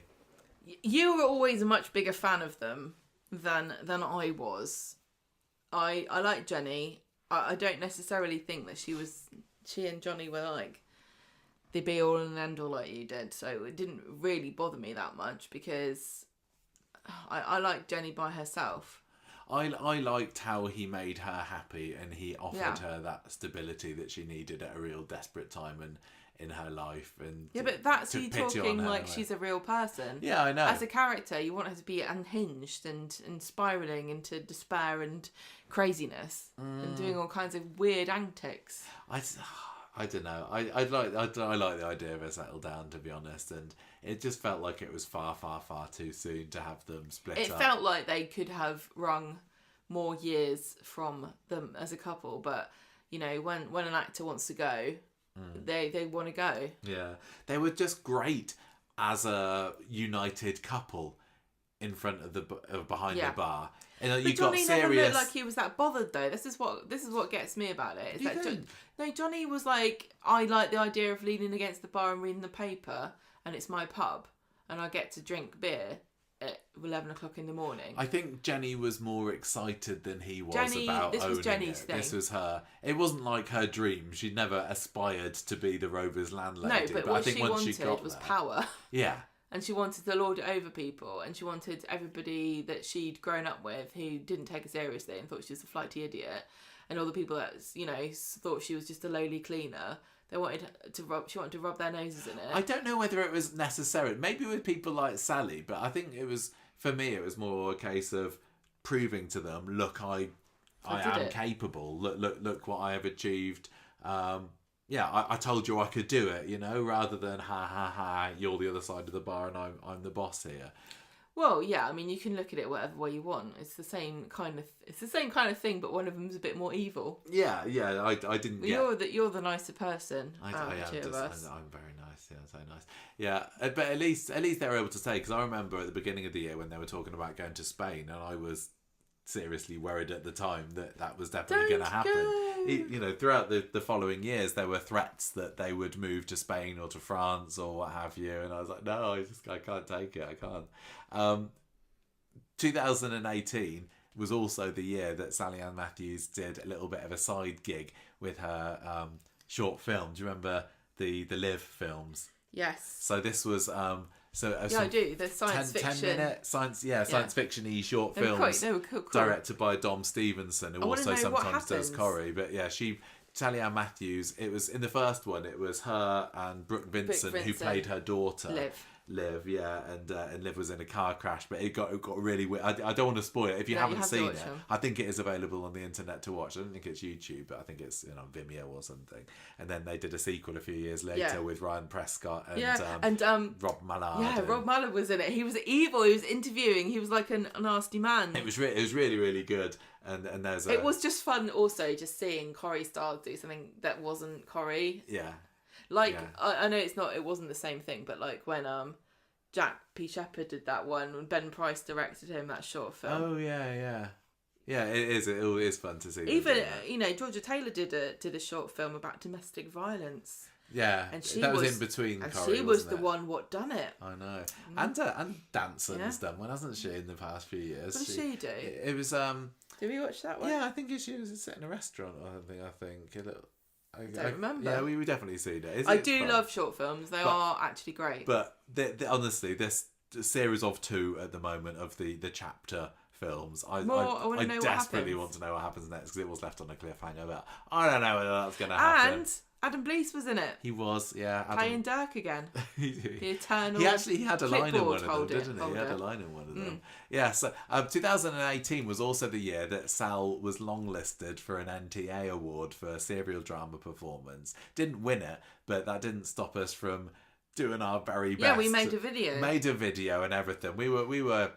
I can't believe that all these years later, Sally Ann Matthews hasn't picked up an award No, for she Jenny. deserves- she I think she's she needs accepted awards from Coronation Street before, when it's won Best Soap, Yes, maybe at the British that Soap makes Awards sense. or other ones. But it pains me to think that she still hasn't got an award, and she's the way that the character is at the moment. She doesn't have she's not headlining any stories. She hasn't for a while, has she? We're kind of settled into a situation now where she's the mum in the Daisy stories, or even in the Stephen story. It wasn't hers, you know. No, I know she needs to be the centre. She of desperately attention. needs to be in the Because we centre love of a her. story, and Sally Ann Matthews is by far one of the best actresses they've got on Corrie, so it's not like she wouldn't be able to cope with something There like are so that. many great performers on that show, and so many massive stories that don't even get a look in for the awards. Yeah. But Jenny has not had anything meaty for a while, which No. is like a crying shame. She's won a fair share of Conversation Street awards, though, I don't think which she are more important than the BAFTAs and the NTAs and Not- the Inside Soaps put together, quite frankly. I don't think she really is that as keen on them. Why not? I Because- would be. I would want a BAFTA, but we did give her an actual trophy. We did actually give her a She's physical the trophy only person one year. who's got a physical trophy from Conversation Street, Yeah. and the only other person who's had a certificate is Charlie D'Amelio. He got a Dirty Dog Award. He did. He got one of the Bobbins Awards, Yes. didn't he? But we digress. 2019, Gemma. What's she get up to then? Well, she pleads with Liz to not prosecute Johnny, and then this is when about the running over. running over, and Liz realises that it was actually Jenny what done it in the end. And so Jenny hits the bottle, and Rita convinces Liz that she should have just not slept with Johnny, and so Liz relents, and she when the trial date's supposed to happen, she just buggers off to Spain. And I think that's the end of her, isn't it? End of her character, is it? No. She comes back later on. Oh. It's 2020 when she disappears midway through, That's but she true. has a bit of a break. Yeah, that was. So the That was a prosecution real- doesn't have any witnesses, No, so that was the a real- case falls apart. It was a real build up to the trial, and it felt like a bit of a cop out ending. I mean, it went the way I wanted it to, because I didn't want Johnny to be going to prison, and I wanted there to be an opportunity for him. Well, he and does go. He does eventually. I wanted there to be an opportunity for him and Johnny to rebuild these bridges, because I loved them so much. And there was that series of episodes had a lovely scene set in a hotel, and I think there was just a bonding moment of them kind of realising that it's worth giving this relationship, Let's this give it a marriage, go. another punt. It was really, really well Yeah, they done. resolved to make the marriage work, Then we have a side quest where Jenny buys into a horse syndicate because the ladies' club puts together money to buy Tiny the horse. Yeah, It was Jenny Tim's, was involved in that one. Tim's steed, but they pull out because it's too expensive. And then there's a bit more drama when Johnny thinks that Jenny is trying to encourage Kate to move to Bali, and also at the end of the year, Jenny feels guilty because Rita falls over at Christmas. Yeah, Rita wants some time with Jenny, and Jenny's Like, I'm busy. yeah.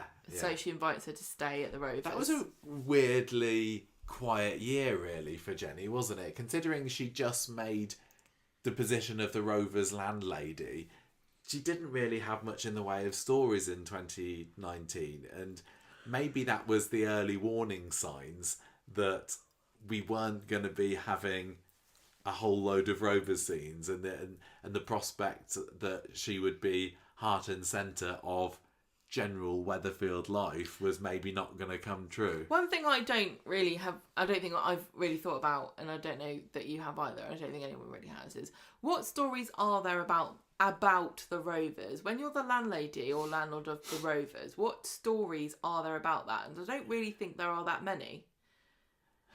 Maybe you're right. I mean, it felt like Annie and Jack had their stories. Yeah, but they had stories that were set in the Rovers, but and it was, you know, part of the story that they were the landlord and the landlady, but it's just much more of a vehicle for drama to take place, and it's that, you know, the back room of the Rovers is just their living room most of the time, so that's where you get to see their drama take place. You had little comedy antics, and I think the relationships between the landlord and landlady and then the rest of the bar staff have provided some real comedy highs over the years.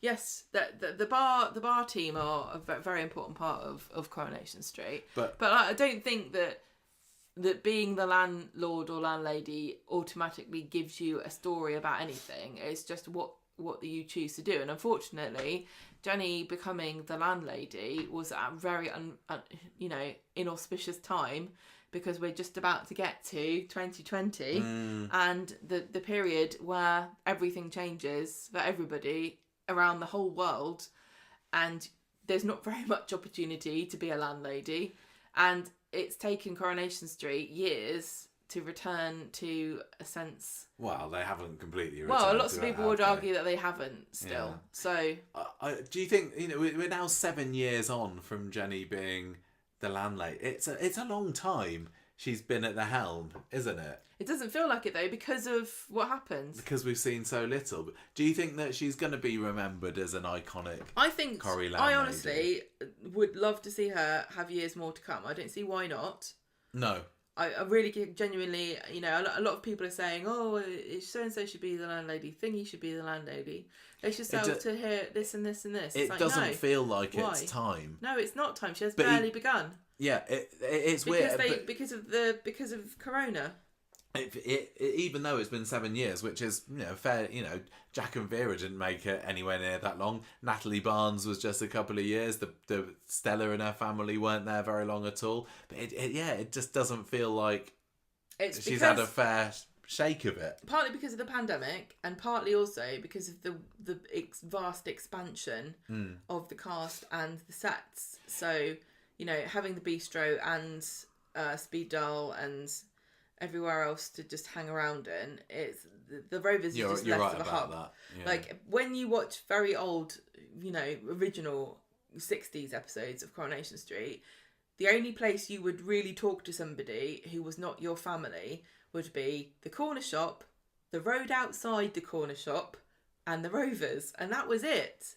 Unless you bobbed around their house, you didn't talk to other people. And there were Rovers scenes in every episode, and everyone chatted and everyone spoke, and it was a big community feeling in there. And, you know, is it a true reflection of modern life? Probably. I do think that people go, I mean, obviously people go to pubs less now because the pubs are closing down. It doesn't feel like shipping Jenny off and then getting someone in. It's not going to change anything. It's going to make any changes. It's not, you know. I genuinely don't think there's anybody else in the cast now who would be as good I think that I I'd just still don't. quite like to maybe see Sally one day, just to see. I just don't think she would be any good. I think Glenda would be an excellent, or interim, but I don't think that there's a depth there because No, because there was no. because they haven't given her one. No, and that And was not clearly her. what was the problem Not Jodie with. Prenger's fault. They just No. haven't written anything extra. That was clearly one of the main problems with Stella when she became the landlady, that she just didn't have any meat to the bone. She was just like, hello, I'm new, I'm in charge now, and people didn't accept it. But having a character that, exudes Coronation Street and has been in the show for on and off for 40 years, Well, that's an interesting it point. feels like she's earned it. Apart from obviously Annie and Jack, do you have to have put the time in on the street to be a landlord and landlady? Because I really don't think that anyone else apart from maybe Maureen Lipman's character, whatever her face was, has ever come in and gone, hello, I'm now in charge. Well, when you had Mike and Fred and Dougie together in that little trio. But They Dougie hadn't was been a newbie, but the other two weren't. Mike had been in the show for a jolly long time, and Fred had been in it about 5-6 years at that point. Yeah. So relatively new, but not in the grand scheme of things. Yeah, I just don't like the idea that because people are talking now about the Rovers is having its financial troubles, who's going to save it? Is Daniel going to buy it? Is somebody else going to swan in and take over? I just hate it. Bloody hate that. And I don't think, I really don't know what they would do with Jenny if she wasn't, because once you're the landlord or the landlady, you've reached the peak. The only way, literally the only way is down from there in terms of Coronation Street status. And I don't think that Jenny's ego would be able to sustain that. The only place that I could maybe see her fitting in is back in the cabin. She needs to be in charge of something, and she should be in charge of the Rovers. And nobody can convince me there's anyone better to take that over. But I don't feel like she's reached her full potential, so I wouldn't be happy. But, we talk about Stella Price. They really stitched that character up by just launching her into that position with no prior warning at all, because that was the only time that has ever happened. Mm. No, there's never ever been a character that just came in as the landlady. No, not for a long I mean, stint. Jack and Annie did, because that's how the show started. But they'd already been working there and living there for years, so that doesn't count at all. Yeah, you had your occasional interim manager come in the 80s, but yeah. Yeah, well, they weren't. They weren't there. They weren't nothing. No. No So one. yeah, 2020 then, COVID year. Also the year of Coronation Street's 10,000th anniversary. And like I said earlier, it was lovely to have Jenny at the heart of that. She was the one that organised this trip to Blackpool for the ladies of the street to scatter Dennis's ashes, and they had that lovely scene at the end of the episode, her and Rita in the darkened Rovers. That was lovely. But yeah, the relationship, the Johnny and Jenny thing, took another real turn for the worse that year, because this was the Scott story, and I didn't really enjoy it, because we got to learn more about Johnny's history that felt a little bit shoehorned in, little bit we just pulled this out of nowhere to give him a dark past. It felt like a retcon, even though there was it wasn't, because we didn't know one thing or another. Yeah, and it just didn't meld with my idea of Johnny's personality, really. So basically, you got Jenny taking in this guy called Scott as a B&B guest. That's something that Jenny has added in some way to the Rovers. But she's it's made her weird, mark though. by opening it as a B&B for It's very occasional guests. Sometimes she has a guest and sometimes she doesn't care. But you'd think that would be a super important way of raising money. Yeah. Oh, I'll tell you another contribution that Jenny has made. Monday quiz. Monday quizzes! Yeah. 7 years of Monday quiz now. I think they sometimes forget to have it, to be fair. But if you go in there and ask for an Uber Duber, you get a massive dirty look. Yeah. So this Scott is now living in the Rovers for a bit. Johnny takes one look at him and is like, oh, not this guy. He's clear that it's somebody who's had a bit of a to do with Johnny in his dark past. So Johnny's immediate reaction is to say to Jenny, look, let's go to visit Eva in France. Let's go.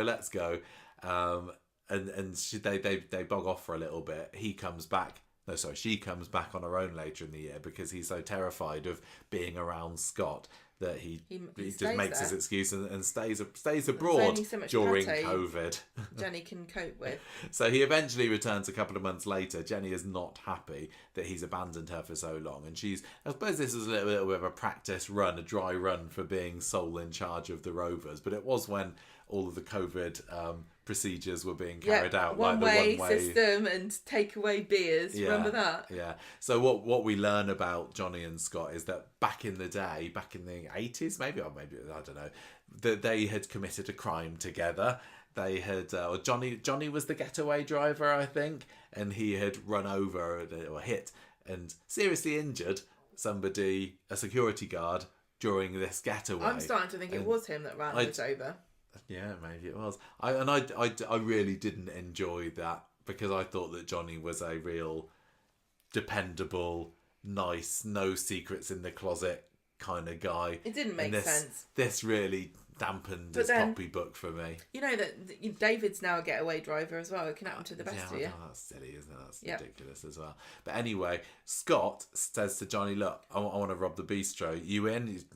You better be, otherwise I'm going to tell everybody what we got up to back in the past. And Johnny just gets mega stressed out about it, has another MS attack, because I told you it came up in most dramatic of situations, because this was when he was supposed to be robbing the bistro. And then he tells Jenny about what's happened, turns himself into the police station, there's a siege. It's all very, very dramatic. Jenny gets taken hostage. Very modern Corrie, yeah. And that's not the last time. Not the last time that she gets taken hostage in the Rovers, no. So in the aftermath of all this, basically, Johnny says to Jenny, look, I've put you through so much.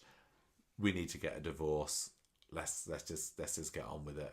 So this really was the beginning of the end. Well, it wasn't even the beginning of the end. Maybe the middle of the end of Johnny and Jenny together. And as you alluded to earlier, this is when Daisy turns up, the never before mentioned stepdaughter. It was so funny because I remember that summer we'd met up with Sal, and she says, "Oh, there's something coming soon that I don't know what you're going to think of, but they've put something in there for Jenny that's not been mentioned before, and they're going to refer." Well, it's because because we're like sticklers, aren't we? Yeah. About Corrie retcons, and it's not a retcon. It's not at all a retcon. Well, we had this discussion, didn't we? What is a retcon? What counts as a retcon? Yeah, it was a character that surely she would have mentioned at some point up to now, but she didn't. And then they have I'm going to mention her one episode just off the cuff, and then a couple of weeks later, oh look, here she is. I was just talking about you. But I think I forgive Coronation Street for doing it, because what we've got, this brilliant twosome with Daisy and Jenny, is brilliant. And especially, now Johnny isn't in the show anymore, you're left with this brilliant twosome. And without her, Jenny would very much be alone. Yeah. So it's lovely she needs having a confidant. Yeah, she does need a confidant. And I think it has turned into a little bit of, it's the Daisy show and Jenny is her sidekick rather than the other way round. Yeah. And also, they're at each other's throats a lot more than I would like. Mm. Do you not think? Yeah. I think Jenny has got Daisy's back sometimes, and she likes the drama. And I mean, she's especially sticking her nose in it at the moment with this "Who's the Daddy" thing. Well, ever since that Daisy decided to steal the money, they've kind of been rivals almost. Yeah, but it's difficult to, because had they been in touch at all? I can't remember. I think they maybe said that they had a little bit in this very long interim period, but anyway, yeah, I don't know. So she's Johnny, not a fan of Johnny. No, and we hated this at the beginning. No, you did. Yeah, I really, really hated the fact that Daisy wanted to. Well, she just encouraged this split up between the two. She was always trying to get them to break up. Yeah, I mean, from Daisy's point of view, this guy had cheated on her stepmum with the local tart, and now he's a criminal. Yeah. So anyway, he gets arrested. He signs the pub over to Jenny. Daisy stays to help run it, and then when Johnny gets released on bail, they kind of rekindle again. Yeah, this was supposed to be Richard Hawley's last year on the show. This was 2020. This was the 60th anniversary of Coronation Street. And by this point, Richard had said, I've had enough. I want to leave it. I want to go. And you could kind of see that in the amount that he was in it. I think that the original plan for him was always to go out the way that he did, down the sinkhole. But this was going to be the sinkhole was going to be the grand spectacle with the 60th anniversary, and fortunately Coronation Street were able to persuade Richard to stay on another year, a whole year longer than he'd originally intended to. But there was definitely the cracks showed a bit, because there was a lot less of Johnny on screen in his final year. It would definitely have been a lot more romantic and dramatic if their relationship had been rock solid when he died. Or, you know, they had... But anyway, he just kind of, like, farted around for a year, didn't he? Yeah, well, do you want to have a quick rundown of Johnny's final year? Yeah, so Johnny gets sentenced to prison, and Daisy tries to get Johnny to move on. She won't abandon him. And he starts seeing visions, doesn't he? Johnny does, of Aidan. Yeah, he does. Except, unlike modern Coronation Street, they didn't invite Shane Ward back. He would have just been in the show for like months. Yeah. If they had been making it now. Sharon Bentley comes back, and Jenny's very suspicious. She was another foster child. Yeah, she was a former Rita. foster child. So back in the early 80s, 83, 84 or so, Rita and Len fostered Sharon. Yeah. And she had made like sporadic appearances in the show since then. I think she'd appeared in 1999 again, then disappeared off. And she was another kind of wrong un, wasn't she? In 99, Rita had handed the cabin to Sharon as like a early inheritance and maybe a way of keeping her on her side. Sharon then sold it off to somebody, and Rita had to buy it back, didn't she? Yeah, I think so. She's not very happy with and her. So the last time that Rita had seen Sharon, it was on incredibly bad terms. So there was a lot of parallels that could be drawn between Jenny and Sharon, and I loved the idea of having these two foster daughters together on the show at the same time, almost kind of competing rivals for Rita's affection and cash. Yeah, both wanting to be the only child. Yeah. Because they were the last time they're in it. I mean, and these were, you know, women in their 40s or 50s at this point. But still a little bit of squabbling. But so, she's been through it, and she's turned to the dark side even more since we've seen her last, hasn't she? Well, yeah, because before she was just Sharon Bentley, but now she is actually the aunt of Harvey Gaskell. Yeah, as well. She came into the show as Sharon Gaskell. Then she got married to Ian Bentley in 99, and so she was still Sharon Bentley at this point. But you know, all along this has been who she was, but it's just revealed to us in 2021, and this is when it starts kind of going downhill with all the drugs and the I the can't gangsters. believe that Harvey has been a gangster on the show for 4 years now. It feels very boring now. And he's how many episodes has he actually been in? I know, it's just he's his like name. a ghost. He's like a ghost. He's like Jack the Ripper. Yeah. It's like Jack the Ripper is like for like 3 months he ran around murdering people, and people haven't shut up about it since. It's the same with Harvey Gaskell. So he's got it in for Leanne and Simon over drugs ring and cuckooing and everything. Yeah, Simon was his little county lines boy, guy. Wasn't he? We learned about cuckooing in County Lines, and that's Coronation Street doing their awareness raising for the year, which they'd stopped, but no, we have to learn every time we watch it. Jenny grows closer to Ronnie Bailey, the uncle. Sleeps with him in a moment of madness, but you know, then Johnny comes back from prison. I've had things to get fuming about in Coronation Street this week, but Jenny going to bed with Ronnie. Well, I think she's a flirty bird, isn't she? And the fact that it was just she'd been loyal and committed to Johnny throughout his months of incarceration, and she just couldn't keep her knickers up just for the final days for him to come back, just because he flexed his. Well, he's got amazing biceps and biceps and a hat. Yeah, I don't know whether I'd mind now that time has passed. Maybe are you over it? Maybe I'm over it. Maybe don't know if true. if things go south with Ronnie and Debbie, because let's face it, we barely ever see them together. Maybe. Well, Jenny needs Jenny and Ronnie. A man. Don't we? Well, yes, she does. And we've heard, there are not very many men to go spare on Corrie at the moment. No. Where no. are all the eligible bachelors? Why is it, just ladies everywhere? So anyway, Daisy suspects what's happened and she starts to use it to her advantage. She gets Ronnie to help sell double glammy products because that was fun, wasn't it? Oh, that was the MLM scheme that she got herself worked up in. Jenny threatens to throw her out. Daisy opens up about how she's got nobody left because her family's abandoned her. And that's very sad. And then Jenny works out what Sharon's up to and her part in the drugs ring. And then this is when Sharon tases her. And, well, she shouts "have it" first, and then she tases her in the bum. Well, she tases her first, and then she says "have it," and then she tases her for a second time. But right, yeah, proper another. That is a proper modern Corrie meme, isn't it? Yeah. And yeah, that was a camp moment. Yeah, I did enjoy Sharon, but I think that having her go into gangster territory, looking back on it, was a bit of a shame, really, because she was never like it at all in the 80s, and they just made her progressively worse and worse. I like how Jenny eventually came out on top, and she was the one that helped get Sharon out of Weatherfield, but I don't like the gangs on Coronation Street. It is a bit much, really. And is there any coming back from this? I don't know. Sharon finds out about Jenny and Johnny, threatens to blackmail her. Jenny is forced to confess to Johnny about what has happened. And then it gets out to Rita that Sharon had been up to all these no good things. And so she sort of sees her off. Mm-hmm. Get lost.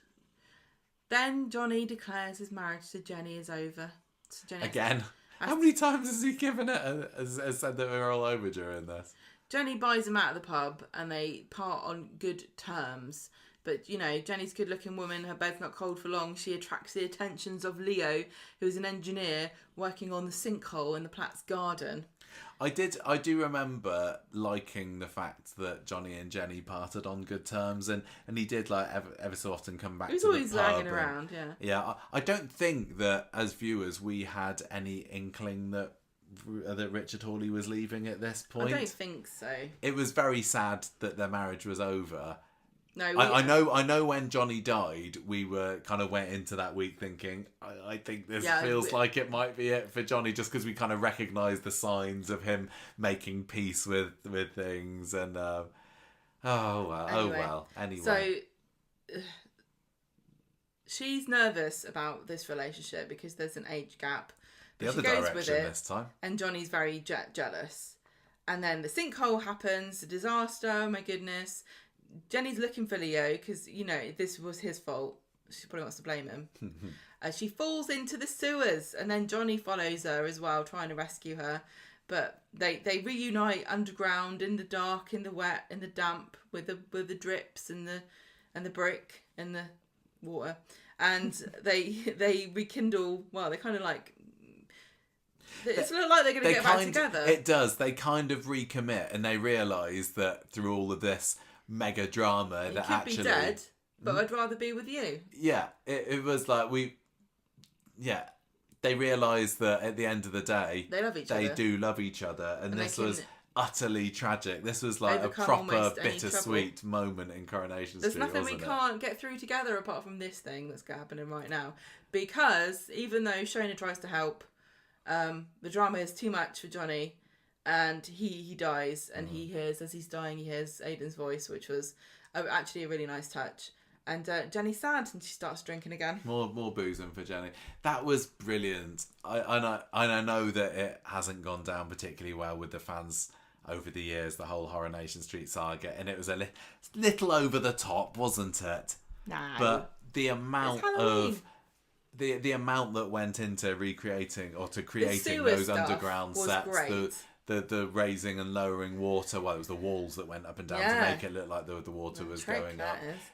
Sally Ann Matthews, absolute masterful performance there. Both of them did, but it was such a lovely, lovely way for them to end.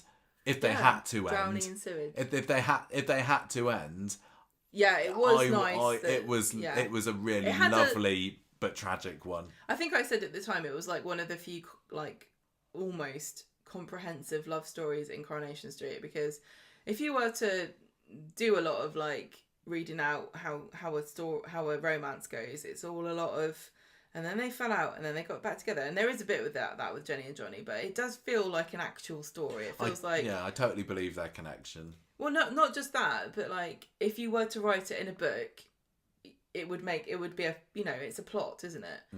You know, how they got together and how they ended and all the bits in between. It feels like an actual story. It doesn't feel like a series of random events that are only connected by the fact that they're the same character that it happens to every time. Yeah. Do you see what I'm saying? Yeah. Like some of them just don't make any real sense, or they're not interesting. Like, would you be able to make a movie about Sarah and Adam?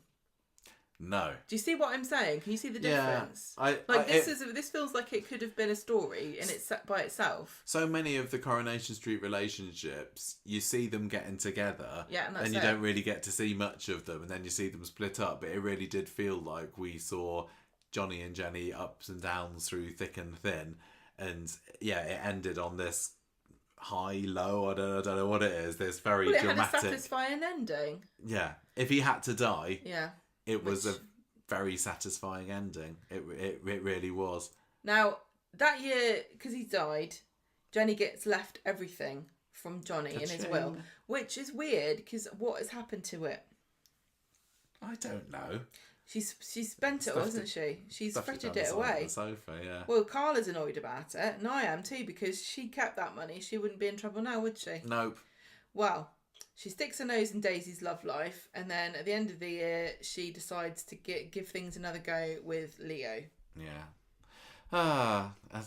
Leo. What a hunk.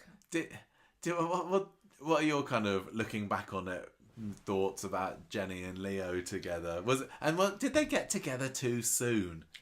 Was it a bit of a rebound romance? Well, let's for Jenny? think about what significant others have been. She's been out with Kevin and Martin. Yeah. She's been Patrice, remember? Oh, Patrice. French Patrice. She's been out with Leo and Johnny and She's Ronnie. not had, loads of suitors, She's has very she? flirty. She went out with the dentist for a little bit in 93. She doesn't have a type. No. She really does not have a type. Old, young, black, white, mostly men, as far as we know. Yeah. Well, you never know these Not days. on Coronation Street. No. So she could end up with anybody. I don't know that. It didn't feel like it was a long-term thing with Leo, but I think that Jenny was kind of saw it as, this could be quite fun. I'm sure there was some scenes of her with Leo's mates and feeling a little bit of out of place because they didn't get the references the young folks speak of these days. But no, I really, Leo was set up as, it was never going to be long term, because I think as soon as Leo came into it, it was we're going to kill him in a year's time. Stephen Reed's going to come along and bump him off. So it was never supposed to last. And he was very boring. And when he did end up dying, and Daisy said he was a bit boring though, didn't he? It was like, yeah, he was. So I'm very, very glad that we didn't get anything long term with Leo. I really think, and I hope this is true, that that's something that people won't say when I die. Yeah, me too. Bit boring. Now, I think, to me, of all the people that she's gone out with this whole entire time, my absolute favourite was Uncle Stephen, and I can't believe it was for such a brief period of time. But they could have been such a fantastic couple if it were not for the murders. And I say that about lots of famous couples. He was definitely a charmer, but he was not the solid, reliable guy that Johnny was. I'm sorry. But that was more fun. Do you see what I mean? It was fun, but they both had a good looking face. They both had great hair. What more do you want from a couple?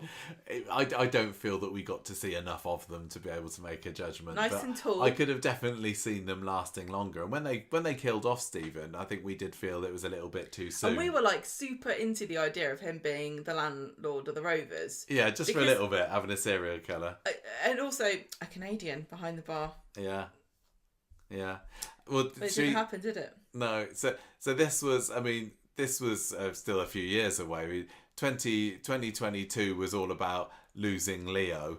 Yeah, because she realises that She knows his dad. Oh yeah, she did. Yeah, this is where Teddy comes in, wasn't it? Yeah. At the beginning of She's like, of 22, and is she at the hospital or something? And then because Leo's I been think sent to so, hospital for yeah. something, and then Falling in and then sinkhole. his dad comes along, and she's like, "Oh hello, I remember you from school. You fancied me at school," and that adds to the feelings of awkwardness, age gap things between the two of them. It was a bit strange. But anyway, she gets over it, and she eventually invites Leo to move in with her. He just doesn't really get up to much. There was a couple of episodes where he was making terrible craft beer, but it's a hobby. really just waiting in the wings to be bumped off, which is what happens to them at the end of the year. Isn't that what a lot of people do? Spend their life? Is this you? You spend your life waiting to die? Well, then start living, baby, and get a job in Canada. Yeah, Leo gets a job in Canada, doesn't he? And he and Jenny kind of go over the idea of... And again, it's just they keep throwing into Jenny's story the threat of her emigrating, and it just gets me a bit worried. But don't bother getting a job in Canada if you're in Canada already. That's boring. Get a job somewhere else, but probably not America. No, don't go down there. So Leo notices, he starts to twig that Stephen Reed is getting up to no good. Something. He's up to something, and because he, unbeknownst to Leo for a while, Jenny and Stephen had shared an illicit kiss, haven't they? And he finds out as well that Leo... What is it? The story was that Stephen was saying that he had loads of money, but actually he was stony broke.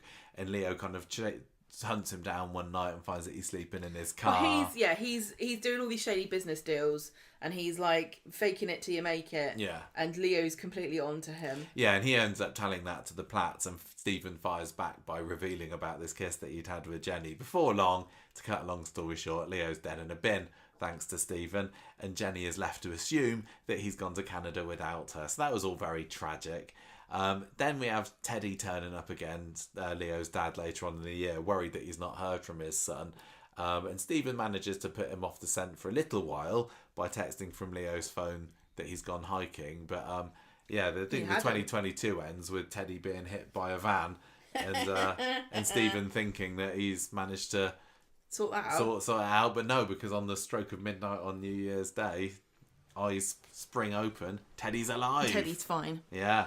So he's recuperating, and 2023 was Jenny's biggest year ever. She was in 189 appearances, joint with Daisy. Yeah, and it was her biggest year in terms of appearances, but it still felt to me like she was there in the there was lots of stuff going on in the Rovers and a lot of stories. She wasn't a catalyst. She was she was in other people's stories. I mean, I suppose the closure of the Rovers was a Jenny story in a way. Well, there's a lot, not very many characters are actually driving the plot at any one time, you know? So, but this was definitely Stephen's story. 2023 was the year of Stephen Reed. For sure. And so Teddy moves into the Rovers to sort of recuperate from being hit with a car, and he's remembering things and too many things, and so Stephen has to hit him over the head with a stapler.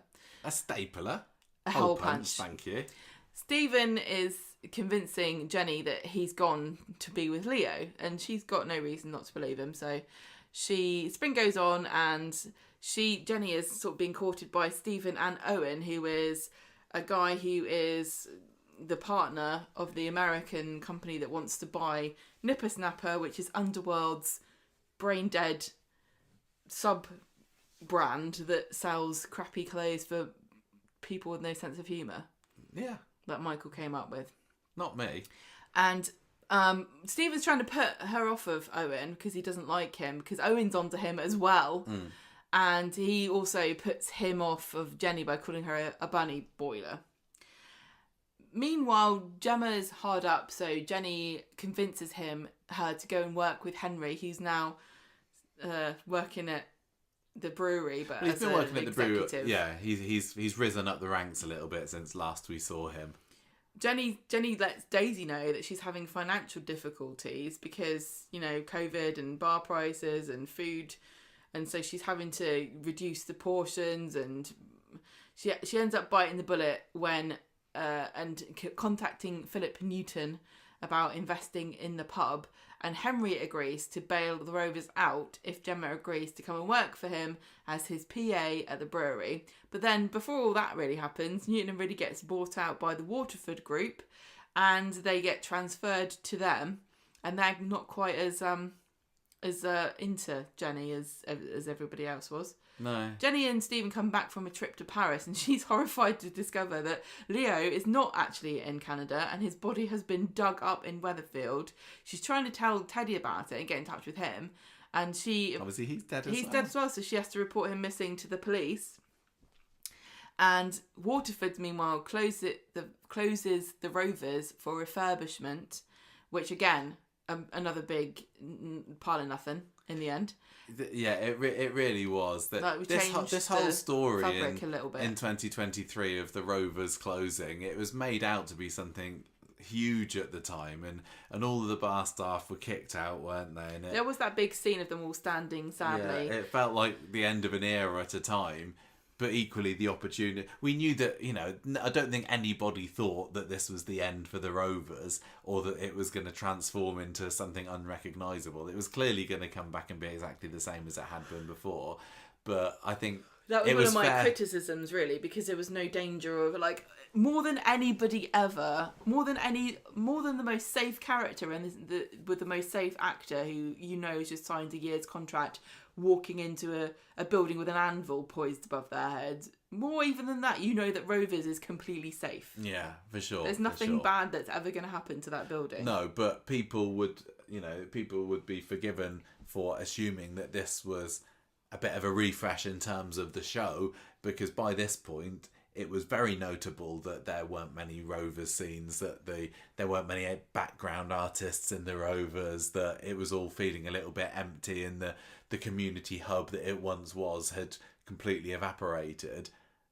But it kind of still feels now that it's open again that not much has changed, hasn't it? It was an opportunity. They're working harder at doing scenes with lots of characters in the Rovers. There have been more. It just does feel like it feels as though it's more of an effort and more difficult to do now, and it also feels like sometimes they think, well, I've got, I don't know, Kevin Webster for 74 episodes this year. I want to give him a story, so I'm not going to put him in the background of the Rovers because then I won't be able to use him later. And I don't know how true that is, but it does feel a bit like the Rovers is being sacrificed for a lot of other production reasons. Yeah.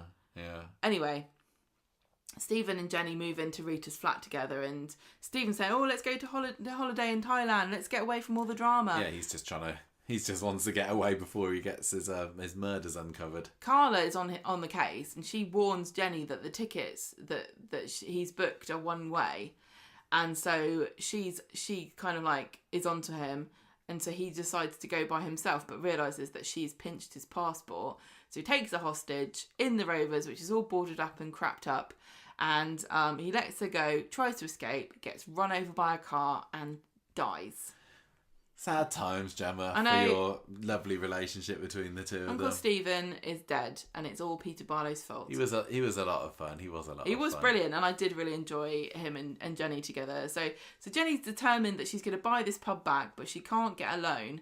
But luckily, Daisy finds out where Stephen has stolen the money and stashed it, and she gets all the access codes, and so she ropes Jenny into stealing this money, £247,000.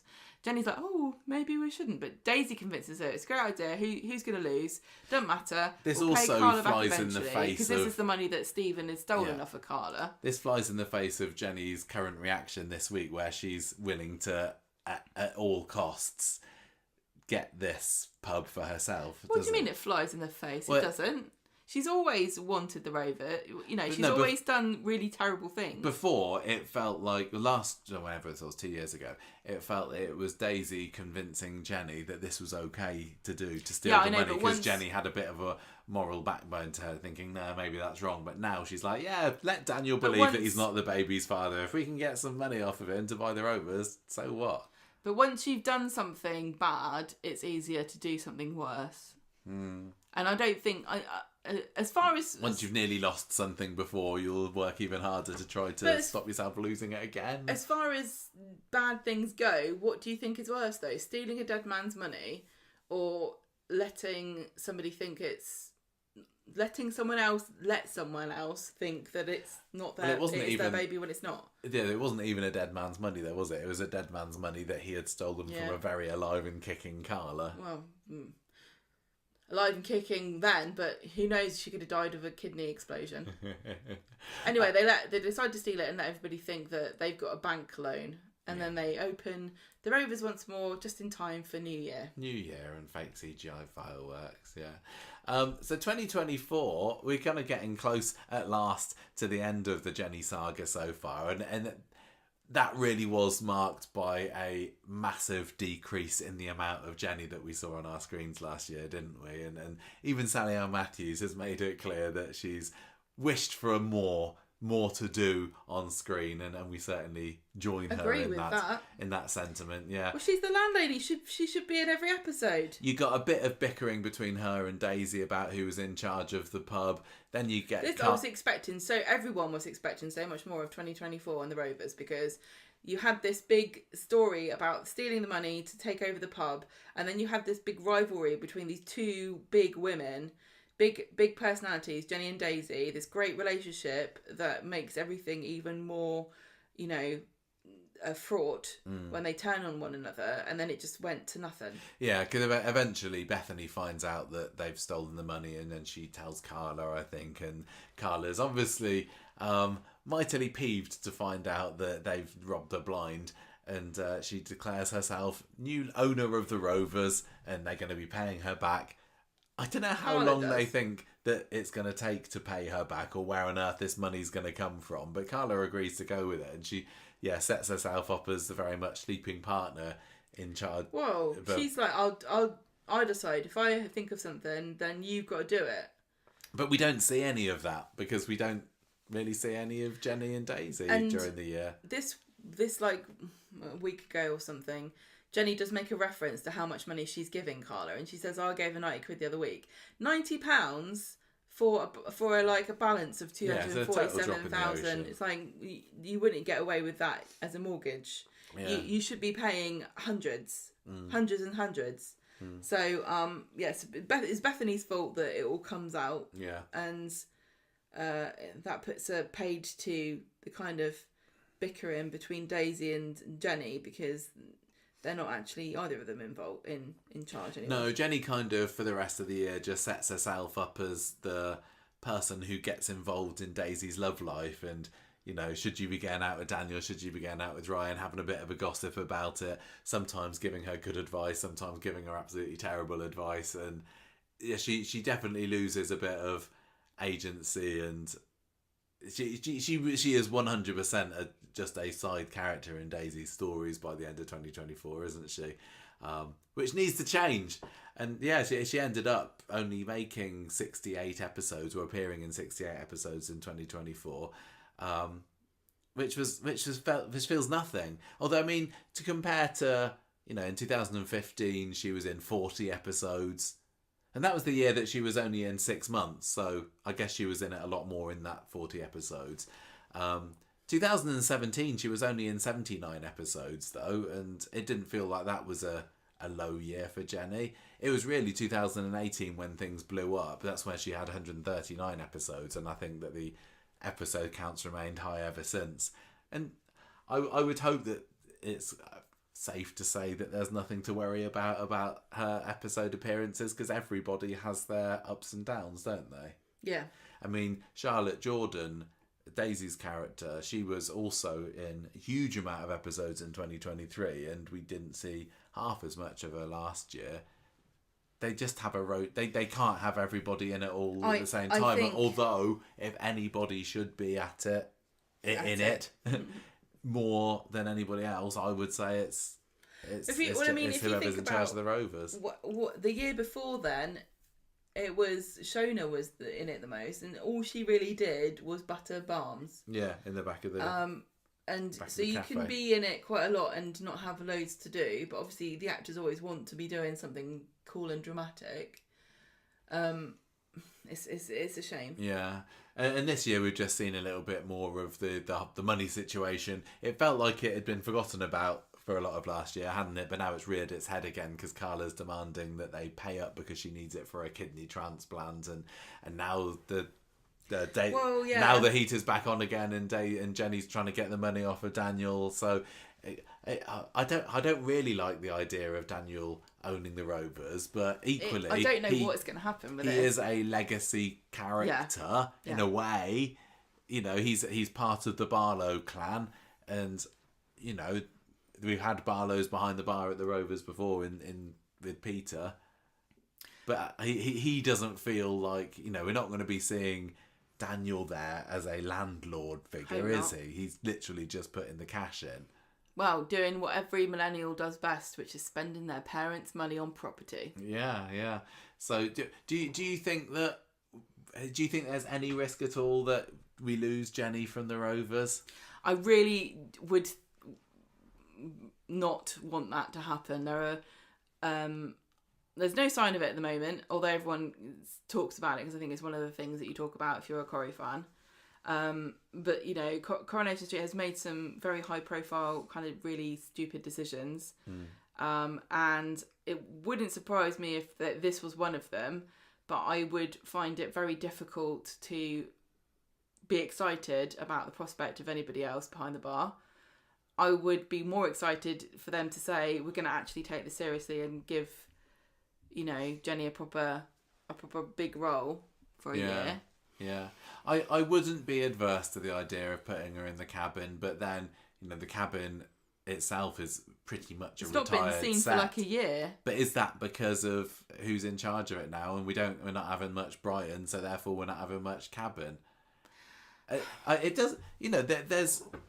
Yes, in real life, corner shops like the cabin are closing left, right and centre, but I wouldn't say that they're so much a thing of the past that it doesn't make sense for Corrie to have it as a shop anymore. Most corner shops exist in the same amount that they used to. They're just not owned by what would normally be, you know, a couple that lived.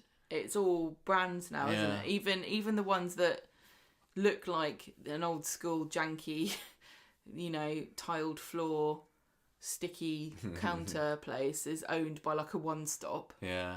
Well, I wonder, I suppose the thing is, Rita doesn't actually own the cabin, and she's not owned the cabin for about 15 years because Norris bought it and then Brian bought it off of her. So the idea that Jenny could somehow get it off Rita, it doesn't make sense. But maybe what the future is, if Jenny doesn't stay in charge of the pub, is that she somehow gets the cabin and turns it into something else, because they clearly don't think they need a newsagents anymore. We get to see the corner shop every now and then, and maybe it is a bit of a case of this place isn't big enough for both of them, even though they managed with a corner shop and a newspaper shop side by side for many years. I don't know. Maybe that's a possibility. All I want from this is, you know, more Jenny behind the bar, more Rovers stuff, more scenes there, and I don't know how you're going to get to it. Yeah, I just hate the idea that some of the real Corrie stalwarts are being overlooked in favour of the younger, dare I say, cheaper characters. I don't think it's unfair to say, because I don't think it's a reflection on the talent of the people who are the younger, newer characters, because I do think they're incredibly talented, but I do think that they're being used tactically because they're cheaper. And that really sucks, because I've said many times that, you know, soaps are unique because of the fact that you watch characters' whole lives before your eyes. You know, you grow with these characters, you watch them, some of them you watch them get born, you know, and then have children of their own.